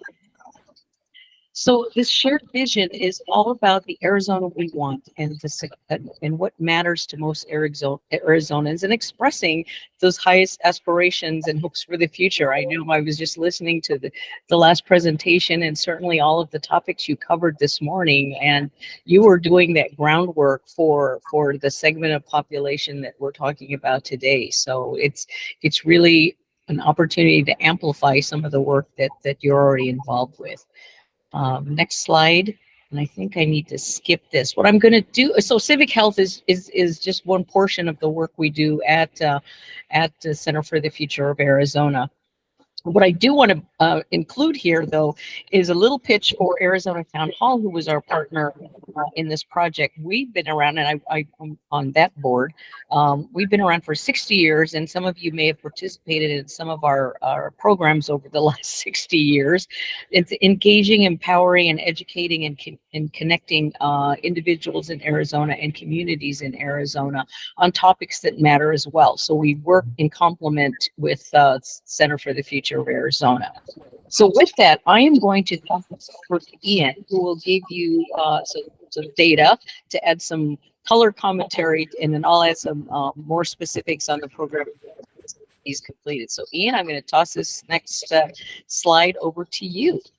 Yeah, sure. Hello, everyone. It's nice to be with you today. And thank you for all the work that you do for Arizonans, and particularly for Arizonans with disabilities. We appreciate that. And so let me talk just a little bit about the Arizona Progress Meters and some data that we have brought to this conversation. So the Arizona Progress Meters are trusted data on how Arizona is doing in the areas that matter the most. So things like education, jobs, natural resources, health and well-being, and a variety of other topics. There are 85 metrics. You can find them on our website at arizonafuture.org. And among the data that we have are data, particularly in jobs and in education, for people with disabilities. And so we do have those data, and they are insightful, and they help us to understand what are some of the conditions that need additional attention, particularly for this important subgroup. Next slide. Some of the other work that we do is around communities at the center. This project is an example of that work, where we bring data to conversations with leaders and entities, organizations who are interested in topics. We use that data to help identify priorities, help set goals, help identify action items that can be used to address the challenges or even sometimes the really great outcomes that we see in the data. Next slide.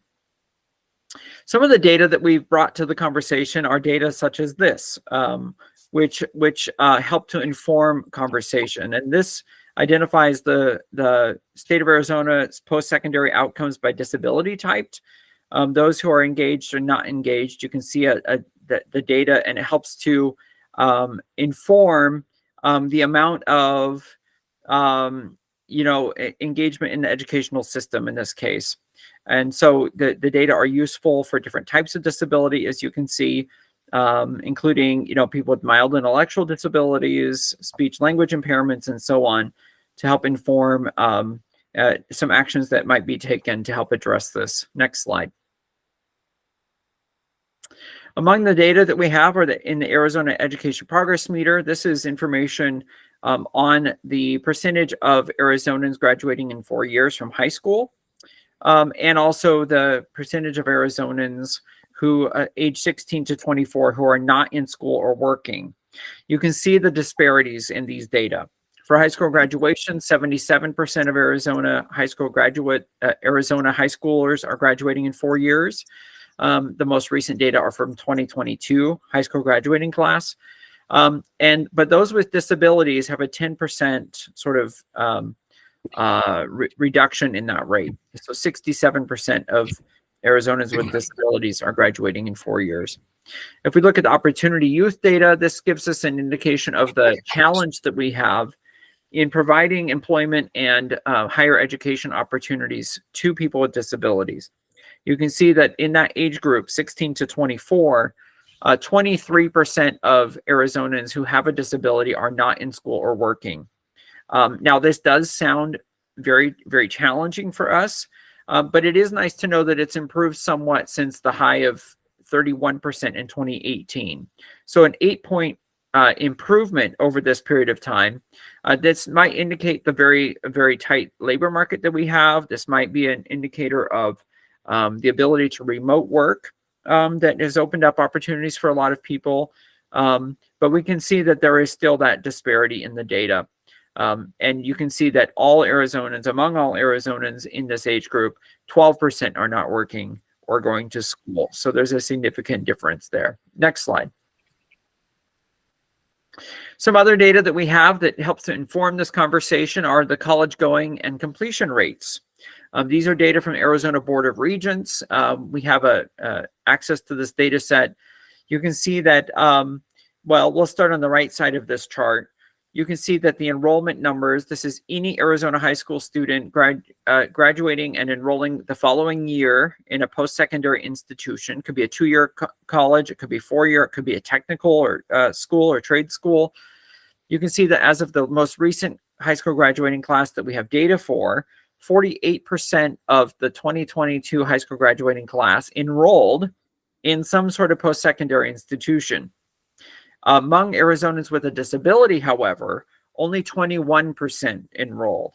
So we see a significant disparity there in the data that indicates that we're not doing a good enough job of providing opportunities for young people with disabilities at going to school, going to college, pursuing a post-secondary degree. If you look on the left side, this is even more, in my opinion, stark data. We see the 6-year completion rate. The 6-year completion rate is the percentage of the high school graduating class that complete a degree or certificate within 6 years. We can see that as of the most recent class available for this data is 2017, 30% of high school graduates completed a degree or certificate within 6 years. Among students with disabilities, 8% completed. So we see a pretty significant drop off there, even from the enrollment rate, which was 26% for that class of 2017. So something that can be done to help young people who have disabilities complete a degree or certificate would be a real, could make a real improvement on their lives. Next slide. All right, I hand it back over to Evelyn. All right, so Ian was able to give you just a snippet of the current data that we're able to use and that you're able to use to assess where we've been and perhaps look at where we might go. So the project overview itself. So as I said, between Center for the Future of Arizona and Arizona Town Hall, we worked together to host a series of conversations. So, and as you've seen, we brought trusted data. So there were some more slides that we presented to the groups that we chatted with, engaging cross-sector leaders. So it wasn't just a small group of folks. It was a very broad range of professionals and learners themselves. And then, of course, amplifying the voices. We were able to do that because we had some of the young people participating with us, and then starting to identify where actions can be taken. And I think this is going to be part of the role that you all will play beyond what you will see from the final report that you'll get soon. So next slide, please. So who did we hear from? We exceeded the goals. I think we set ourselves up to, in working with Melissa and the team and the staff, that we were going to do something like 5. We actually hosted or participated in 8 convenings over the last year.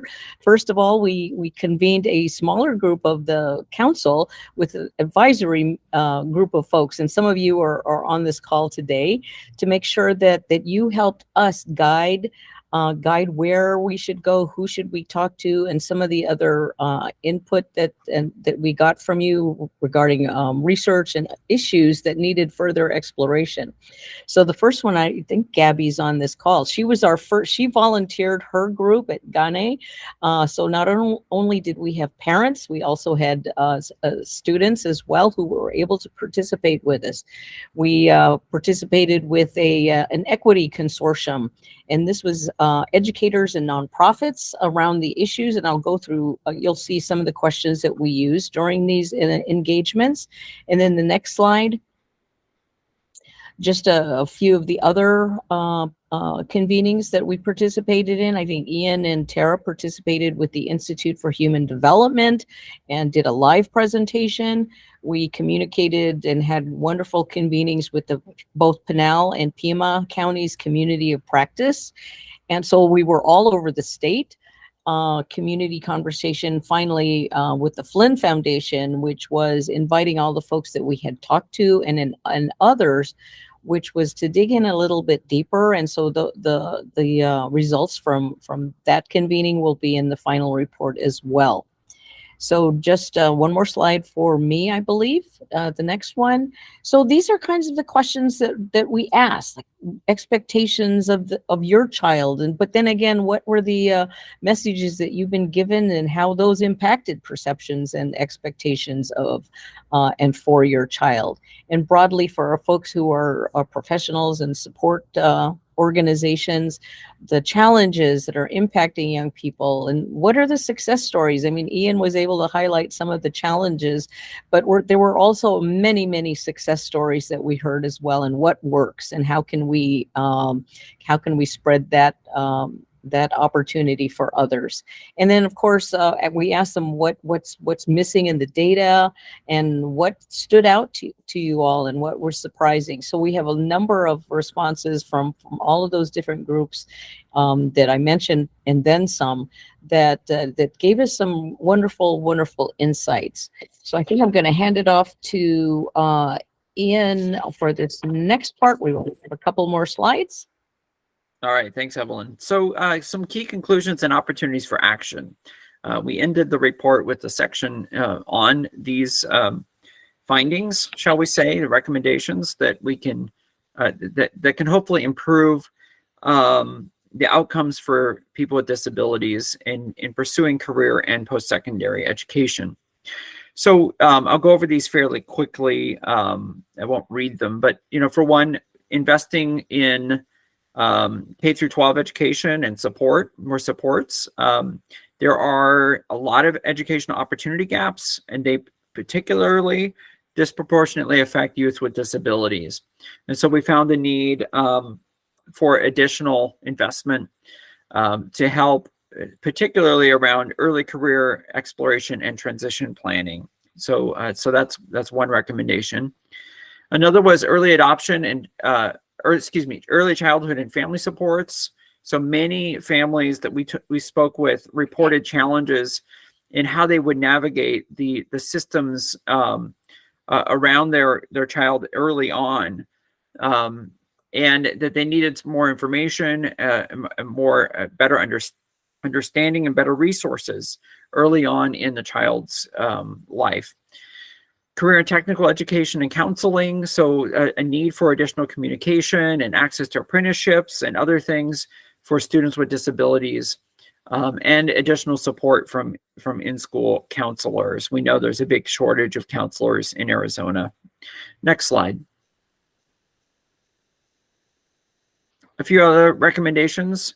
So more evidence-driven and collaborative strategies. There's a lot more need for data on programs that serve students with disabilities, how well they're doing, what's the performance, greater coordination, accountability, communication, all across sectors. We find that there are silos, in different aspects of services for people with disabilities, and there's a need for better communication, integration of services and knowledge. And so that's an important one. And then the last recommendation that I'll share here today is career recruitment and workplace services. So youth with disabilities, they have a lot of challenges, particularly during career recruitment. They see discriminatory hiring practices. There's barriers in the workplace. And often employers don't have a good understanding of what are the limitations and opportunities that they find with young people with disabilities. And so they may just avoid hiring because they're of a lack of understanding or knowledge about the capabilities and practical abilities of young people. So it's important that employers be provided additional information, and especially in a tight labor market like we have, we see improvements in the data in part because of that, and we think a lot more can be done to help improve understanding within employers. I'm going to next slide, and then I'll hand it off to Evelyn to do wrap up and to address questions or responses from you all. Yes, thank you, Ian. So we just gave you like I said, a snippet of the information that we gathered over the period of time.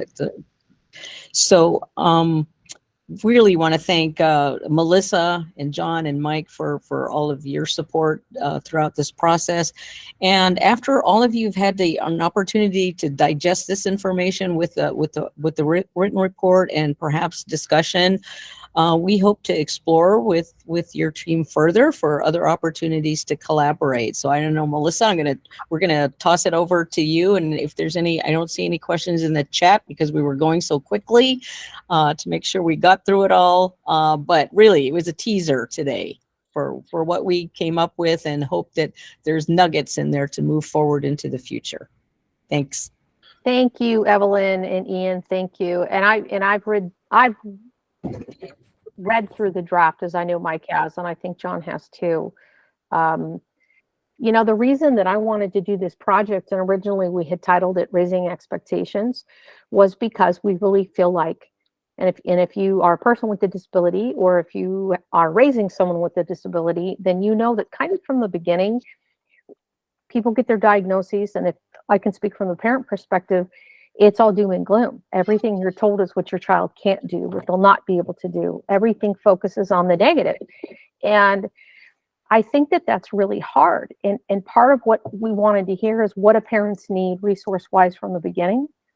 We would love to change the conversation early on with those clinicians that are diagnosing, with the schools, with the providers that are doing services. Yes, we have to focus on where the gaps are and where we need help, right? But there also needs to be an emphasis on everything they can achieve. And maybe they haven't met that goal yet, but they will. Because as a parent, if all you're ever told is the bad stuff, and as the person with the disability ages, as they get a little bit older, they're often sitting in on those meetings, whether it's an IEP meeting and they're sitting in with the team and they hear all the negative stuff about themselves. The expectations, I think sometimes for that person, it can shake their own confidence, and for the parents as well. And as they move forward, they don't necessarily have the high expectations or the confidence that their, child or adult child is going to be able to achieve their goals or do something meaningful.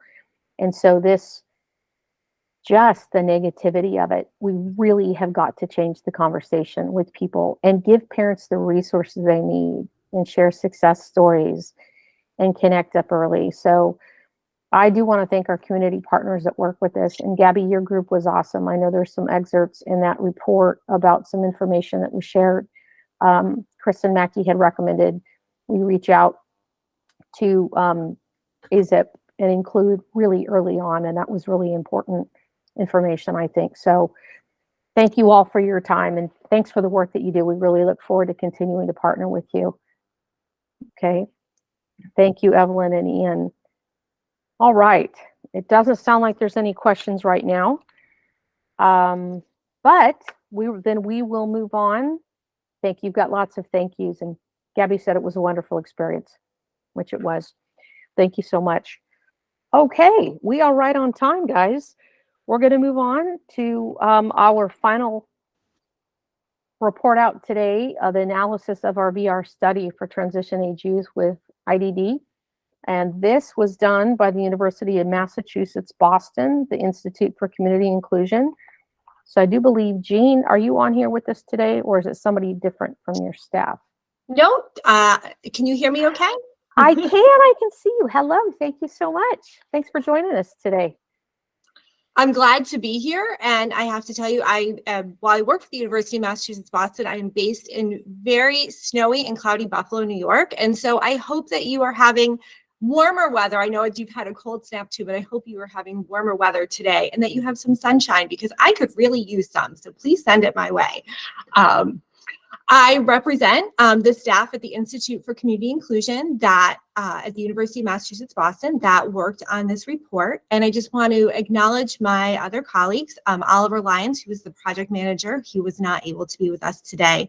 And Allison Cohen-Hall, who's also not able to be with us today. But John Shepard was an integral part of this group, and he is on the call as well. So thank you, John, for being here. Next slide, please. So today we're going to focus on 4 primary topical areas, really, the outline, the overarching outline of the report. So why was the report written? How was the study conducted? And what is Arizona doing well, and what areas can be improved? Next slide, please. So the report was written for a wide variety of reasons, but I was able to drill it down to 3. We know from data from the American Community Survey that individuals with disabilities in Arizona and across the country are less likely to work and more likely to be poor than people without disabilities. When we look at this statistic for individuals who have cognitive disabilities, who the group of folks with intellectual and developmental disabilities typically are grouped under, we know those statistics are even worse. They are even less likely to work than their peers with any type of disability, and they are also more likely to be poor. We also know that when youth with intellectual and developmental disabilities get high quality employment services during the transition period, they're more likely to work as adults. So, if we want people to be working and we want people to have access to good economic self-sufficiency, we know that the transition period is a key part of helping them to achieve that goal and that community membership. And really, at the crux of it, the Arizona Developmental Disabilities Planning Council, Meaningful Careers Committee members and partners wanted to really know how to make the transition to employment better for youth with intellectual and developmental disabilities. And they chose to really focus on vocational rehabilitation. And I just want to point out the fact that Director Mackey from the Vocational Rehabilitation Program is a member of the Meaningful Careers Committee and was really an integral part in supporting this work and our access to different stakeholders across Arizona who had very diverse opinions and experiences.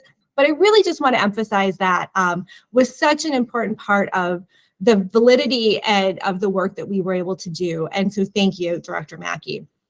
Another piece that came up when Mike and I were prepping for this conversation was, why would the DD Council in any state choose to look specifically at one state agency that deals with a whole variety of people with different types of disabilities related to employment?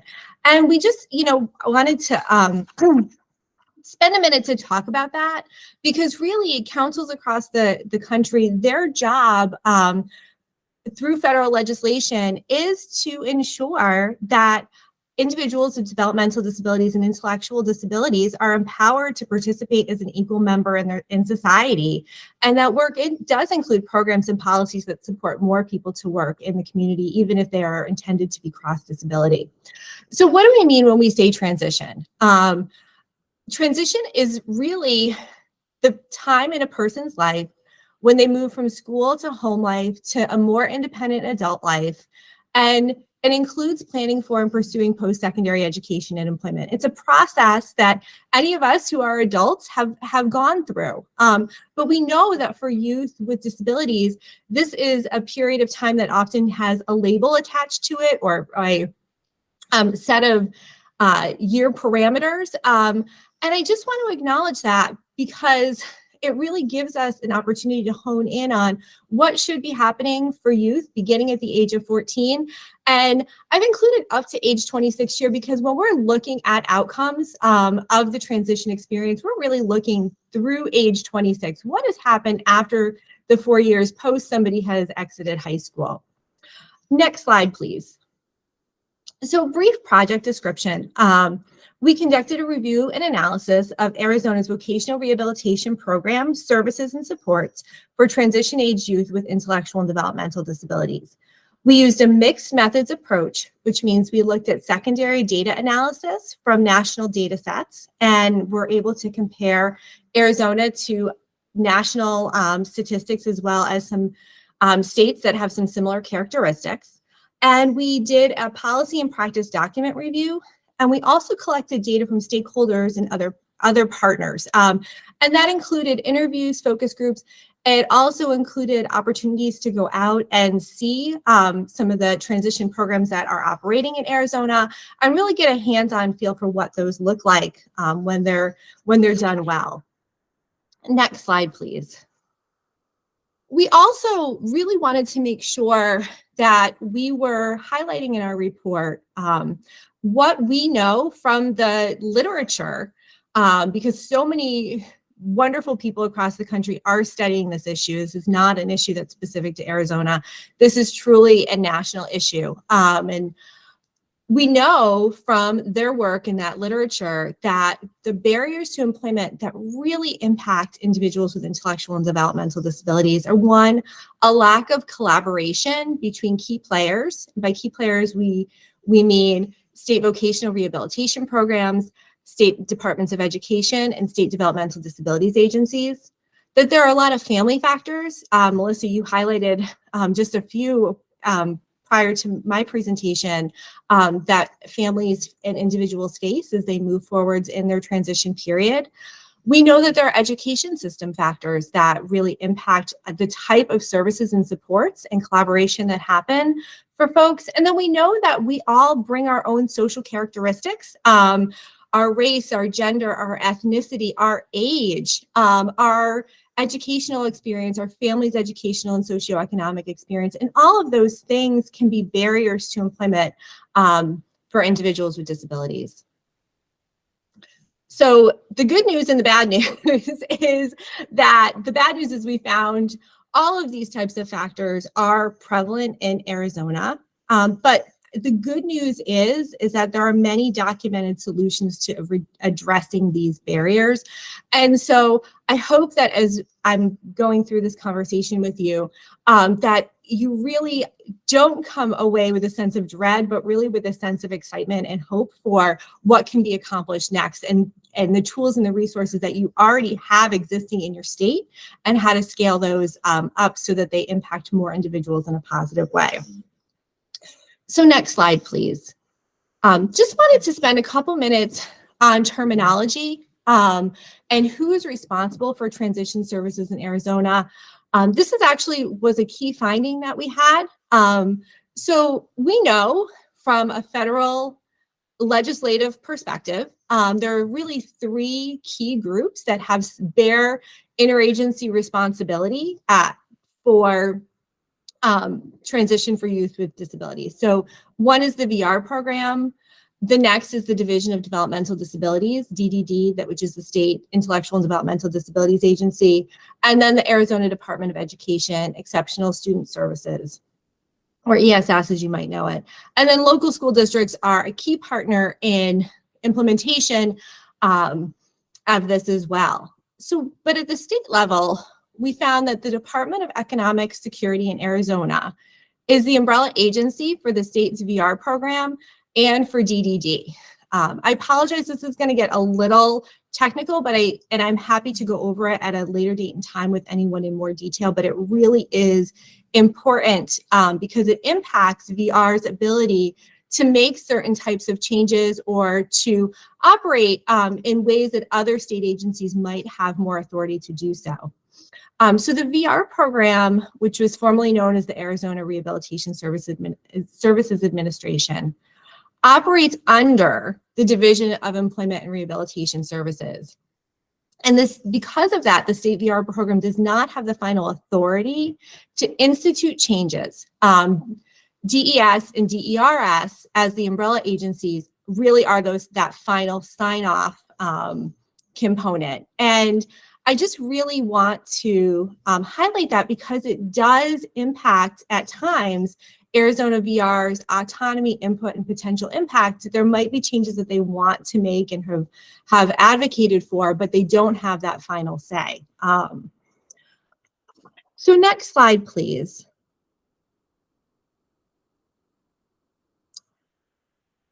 Some outline for the study's findings.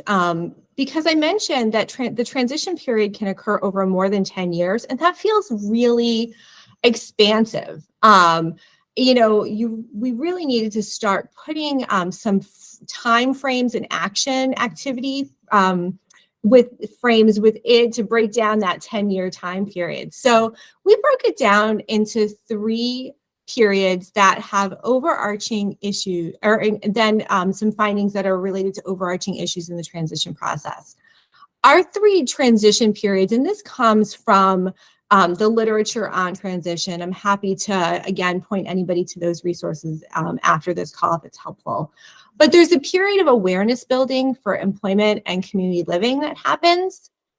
The next part of the transition process for individuals is about career exploration, goal formation, formal career planning, job development, and planning for post-secondary education.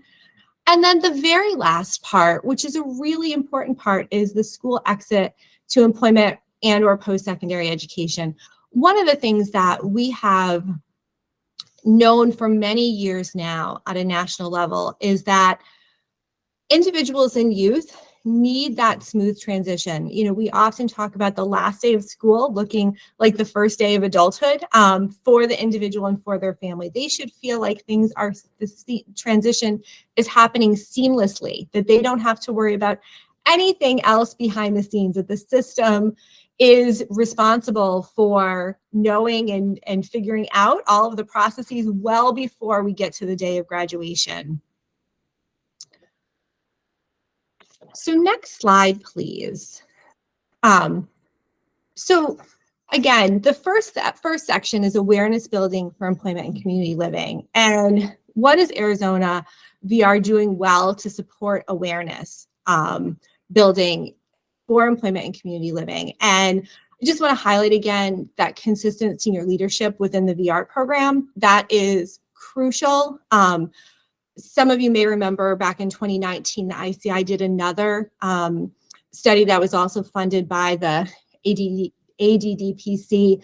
And I can tell you that when I look across the state agency leaders who were present at that period of time when we did that study on employment, most of them have left, but Director Mackey is still here, and her senior leadership staff are still here. And that's really an important gift that you have as a state. Also, VR's pre-employment transition services include high quality practices. We not only looked at what those services are that VR offers, but there's other national studies that highlight that, looking across state VR agencies and cataloging those. So that's a really strong part of your program. Another piece is that youth with intellectual and developmental disabilities are encouraged to participate in pre-ET services, pre-employment transition services. A lot of times we see folks say, oh, it's not for that group of students with disabilities. Their needs are too immense to support in those types of services. And in Arizona, that's not the case. You know, there really is a sense that everybody can and should participate in pre-employment transition services. Another piece is that youth can access services multiple times, beginning at the age of 14 and through the age of 22 or school exit. The challenge with that, I'll just say, coming to a barrier before it's on the screen, is that we heard a lot of schools encourage youth to exit at the age of 18 once they've completed all of their credit hours. And for youth with intellectual and developmental disabilities, that extra 4 years of service and support and time to engage in some of these additional pieces really makes the difference as to whether or not they are successful immediately transitioning from school to work or school to post-secondary education.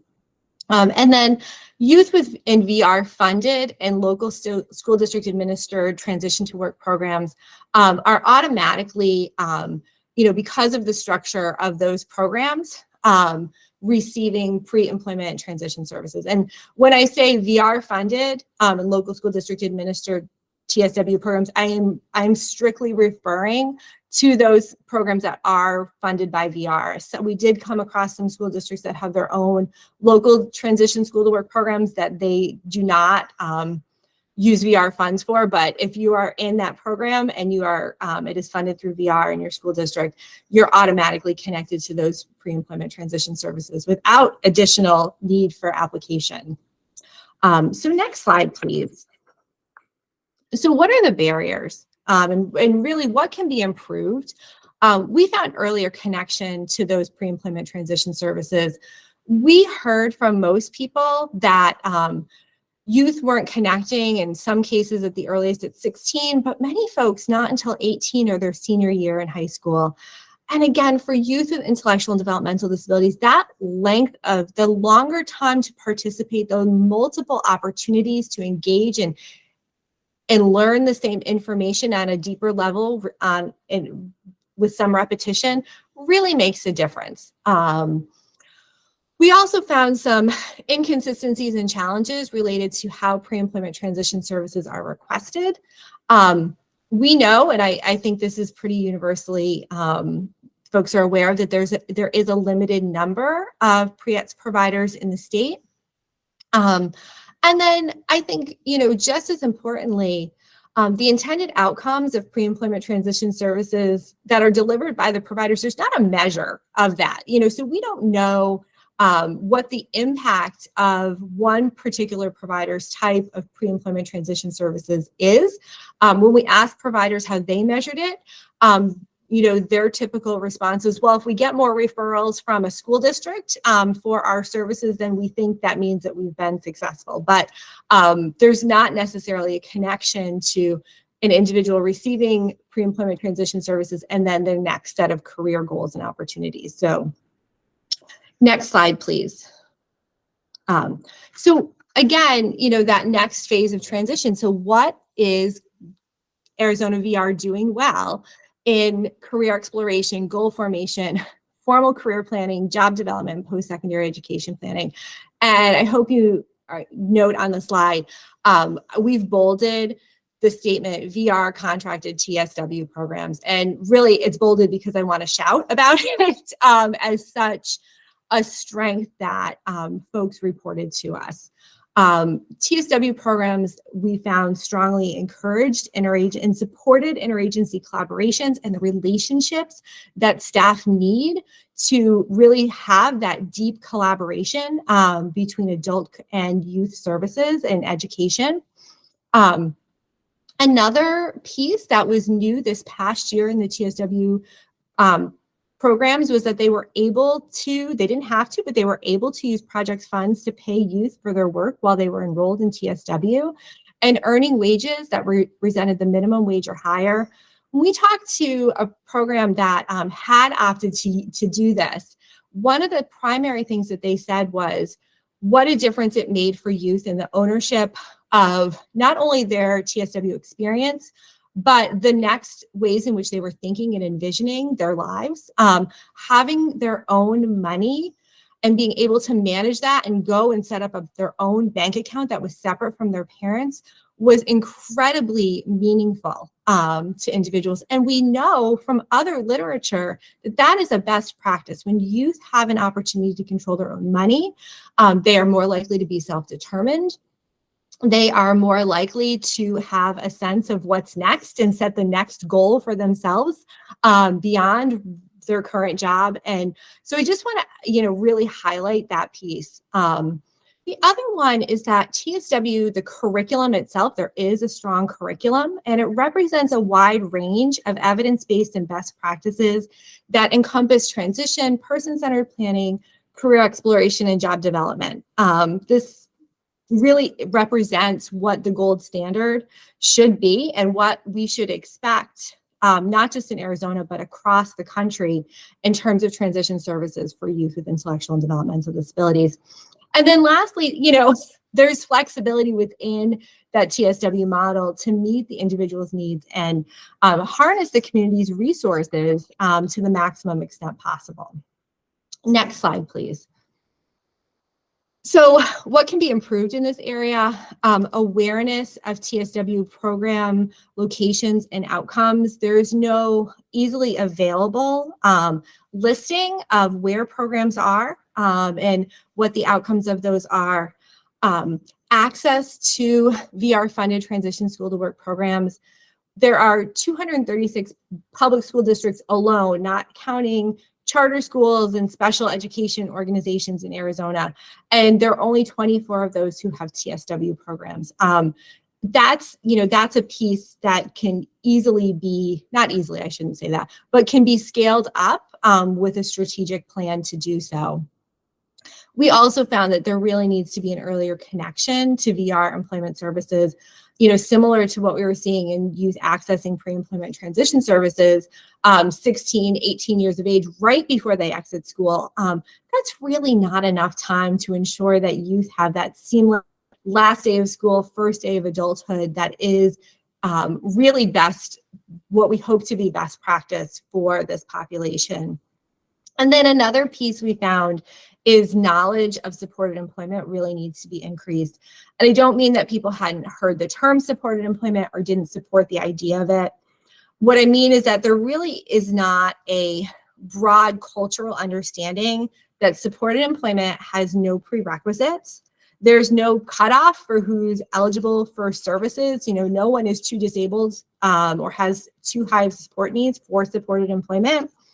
And that in the long term, those services and supports in supported employment can be provided across as long as the individual needs it to be. But we found that there's really just not a consistent culture of this across the state, both at the provider level and then multiple other family members, advocacy agencies, schools, that's just a piece that really could benefit more youth. So next slide, please. So school exit to employment or post-secondary education. And again, what is Arizona VR doing well? At the time of this study was conducted from October 2022 through September 2023. And during that period of time, VR had a senior level staff member whose primary responsibility was to support state and local level collaboration between VR and DDD. That's not a common thing that we see in many states. And, that person, while they were supporting individuals across the adulthood, that ability to talk about it and have a point person to really talk about what does that transition period need to look like in the movement from VR to adult long-term services and supports is really an important piece and strength that you have. Also, VR and DDD had a history of establishing quarterly meetings to focus on those barriers to employment for people who are dual clients. And then the state education policy and practice has guidance for post-school goals for youth with a disability. And VR staff work with state level transition staff to really help each other understand how those goals could be better and what is really high quality services and supports. Next slide, please. So what could be improved? So interagency transition planning. So one of the things that when we were talking to folks, so many said, we just don't know. We think that this is what should happen during transition, but we just don't know. And we really don't know for individuals who have more support needs that are likely going to become adult DDD clients. So one thing, just to consider is there is an Arizona community of practice on transition, interagency training transition guide, but there might be a need for individuals who have more significant needs, individuals with intellectual and developmental disabilities, individuals with behavioral support needs. There might be a need for an addendum to really address that transition to the adult services and supports that those populations might need, because that was just a piece that folks were very speculative on. They're like, I think, but I don't know, and I'm not confident. And so I don't try to even implement it because I don't want to do anything wrong. Another piece that could be improved is interagency activities to develop and implement individual integrated employment goals. And when I say that, I really mean at the individual level. This is an interagency activity. Transition is interagency, even though we were really focused on our report on VR. There are, excuse me, several other, VR, DD, and education are all crucial partners. And we found that at the individual level, until almost that last year of high school, and in some circumstances, folks were saying the last 6 months of school, there was not collaborative, individualized planning going on to support that youth as they moved from school to adulthood. And then lastly, we found that youth and family knowledge about how to be actively engaged in collaborating with these agencies really hindered their ability to be involved and advocate for themselves throughout the process. Next slide, please. So some overarching issues, I'm not going to read these all to you, but I am going to focus on the first one, which was really limited awareness about the purpose of VR's engagement in transition. One respondent said to us that VR is the best kept secret in Arizona. And that statement really rang true to us over time. It was consistent with the understanding that, the transition from school to work should look like for any one person or group we spoke with. There was just not a consensus there. And we encountered so many different beliefs, many of which were myths or outdated information about vocational rehabilitation, about the expectations for adulthood and employment, and which agency was responsible for which part of transition. And excuse me a moment. Yeah, I was going to say, get a drink, Jean. It's okay. No worries. I'll just keep talking, right, without a breath. Okay. Okay. But one of the things that folks said to us was, well, my child is going to go to DDD for adult services. I don't need to worry about VR while they're in school. That's another thing. DDD and my case manager will help me figure that out. That might be true, but my goodness, does that lack of information or knowledge about how VR can add to the individual's progress and life goals really cuts them off from a valuable source of support. And so I hope that, if there's anything you take from this presentation and this report, is that you spend some time thinking about how that perspective of what transition should look like and who should be involved and engaged and at what point is something that you talk about in the state and in the Meaningful Careers Committee, as well as in any other groups that you are a part of.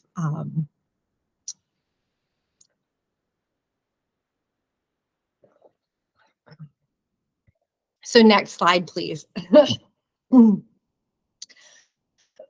So there were a total of more than 40 recommendations throughout the report, and Appendix E of the report provides an implementation guide for the next 18 months for not only VR, but collaborative actions that can be taken between VR, the Department of Education, and the Division of Developmental Disabilities, and then also actions and activities that Arizona Employment First can be active in and help to move forwards. And then next slide. So there were 5 key recommendations. Again, in the instance of time, I won't read these read these off to you. Maybe we can go to the next slide. Mike and I also did talk. He said, how can the council be a part of this? How can they help?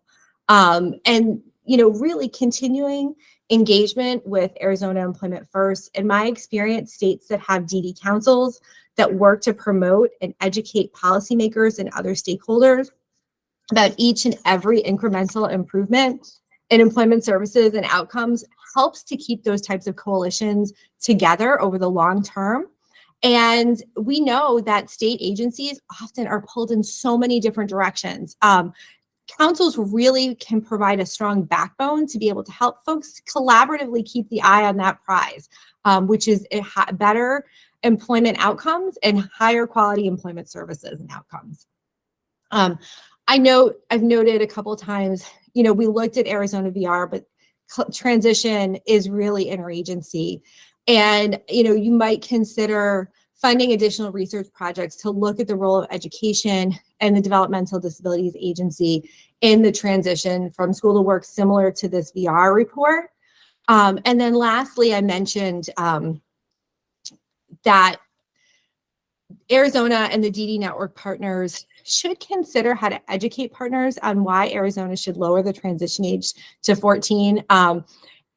Many states, I should say, Arizona state law, transition planning starts in the schools at the age of 16, even though youth are able to engage in VR services for pre-employment transition services at 14.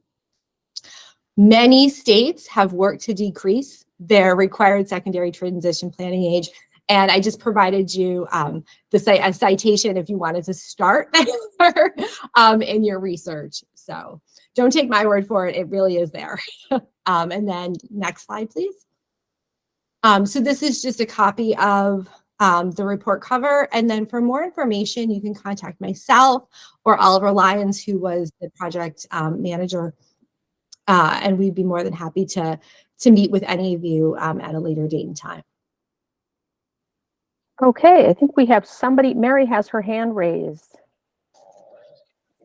Yeah, thank you so much for this report. I mean, it's very extensive and it gives us some guidance and directions to go in, which I think we can follow up with. I hope so. I have an additional question though. I'm just curious because you really struck me with the youth really get engaged when they know they're going to make some money. And this way I can control my life, which is true for anybody. And was there any discussion in here about where am I going to live and involve, and your knowledge about this in terms of independent living centers or other agencies or something, and how do I get a life, the whole socialization thing, because this focuses on employment and I really understand that, but what did you pick up about any of those things too? So I will be honest with you, we did not really, the folks that we were talking to, that was not typically a topic that came up. I will say where it did intersect is when we were talking to staff we talked to staff at multiple transition school to work programs, both those formally funded by VR and then at least one that is funded only by a school district. And those were things that the educators that were in charge of those programs were keenly aware of and that they were working to address as part of their curriculum and their culture. But they said they did not necessarily feel like parents were well prepared to have those conversations.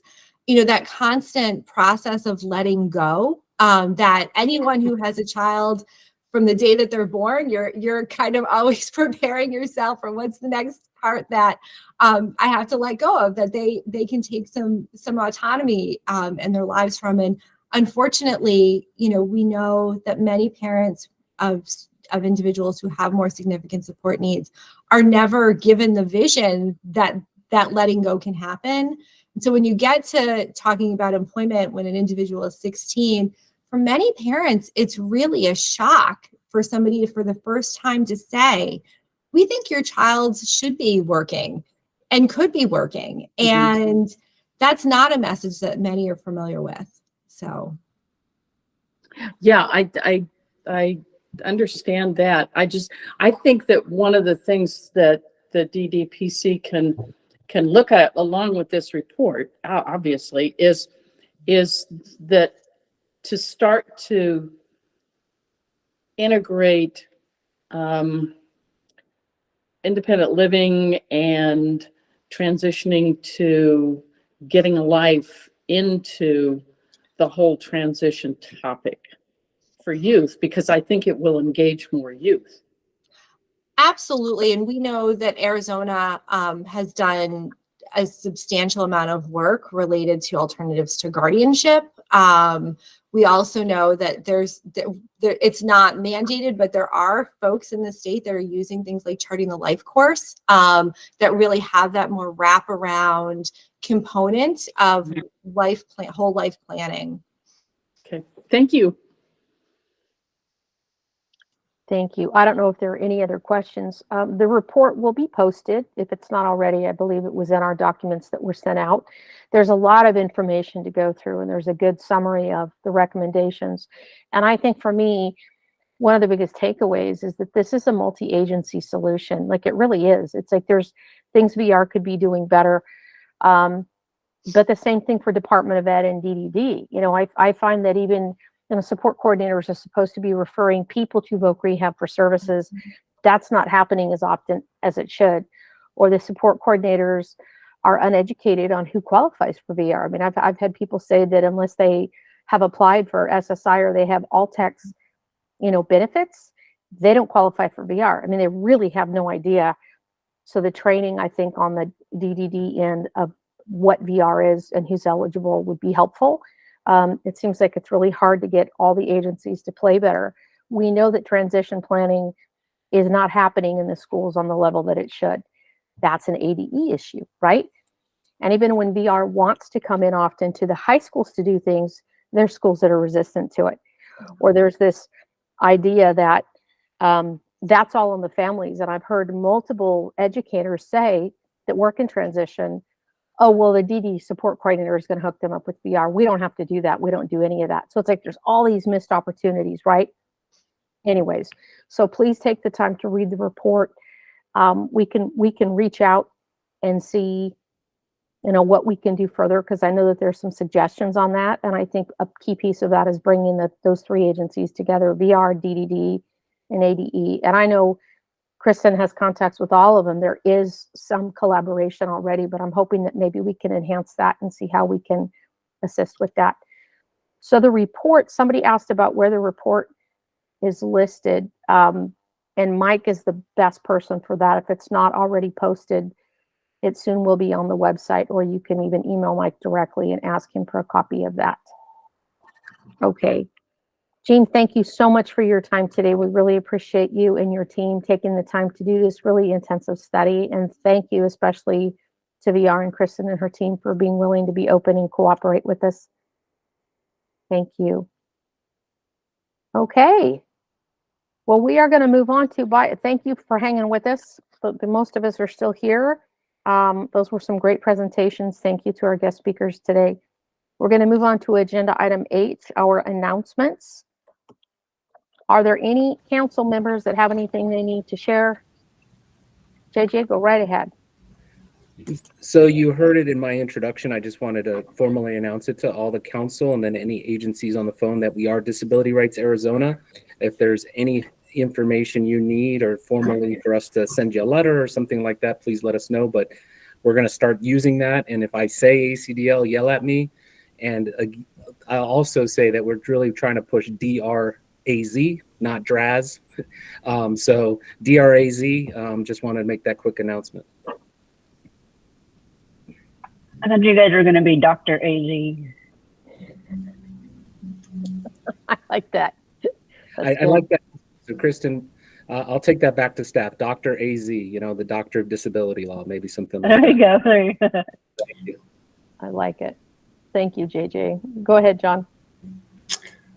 Oh, sorry. Yeah, I just very, very quickly, first of all, I was remiss in not recognizing the members of the search committee or the interview committee for our communications director position. So I wanted to thank Melissa, Megan Cox, and Kathy Lewandowski, who took part in that process and devoted quite a considerable amount of time to doing it. Thank you very much for that. I also wanted to mention that on January 24th, next week, we are going to be hosting an event here at the council office in collaboration with First Place Arizona. First Place got some funding recently from the Organization for Autism Research to develop a series of guides on healthy relationships and sexuality for individuals with autism and IDD. And they're going to be doing a focus group / listening session for individuals with autism and their family members or caregivers here at the council office to present those products and get people's feedback on the guides. If you know of anybody, we're looking for another 6 to 8 individuals to participate in that event. If you know of somebody, a young adult with autism and or a caregiver for somebody who's a young adult with autism who might be interested in participating in that event, we would love to have them come down to the office and participate. It will be led by First Place staff, and you can just contact me with the names of those individuals, and I'm happy to reach out, or you can provide an introduction either way. But it's going to be next Wednesday, the 24th, from 2 to 4 p.m. here at the council office. Thanks very much. Thank you, John. Kristen, go right ahead. John, is there any material kind of explaining that, or a short blurb? Yes, there is a flyer. In fact, I will send that out to you. At this point, I don't have a copy of the actual resource document. They preferred not to share that in advance of the meeting, but I can send out the one pager that sort of describes what's going to happen. Great, thank you. Sure. Thank you. Are there any other announcements? Okay, Jana. Oh, Jana's asking, can you send it to all of us, John? He says yes, you can see that. Okay, thank you for that. Okay, anybody else? Okay, moving on to agenda item I, call to the public. We have a lot of public members on today. Anything you guys want to add or say? Any questions? Okay, hearing none, thank you all so much for joining us for the meeting today. Thank you to our guest presenters, and thank you for your time. Everybody have a wonderful weekend, and stay tuned for further updates on some of the projects and the after effects of those. Thank you. Bianca, go ahead. Bianca and Gabby both have their hands raised. Bianca, go ahead. Apologies, I was looking for the emojis. Okay, that's okay. Anybody else? Gabby, did you have something, or were you looking for an emoji too? Okay, I think she left the meeting. All right, guys. Thank you, Lori. Thanks for attending.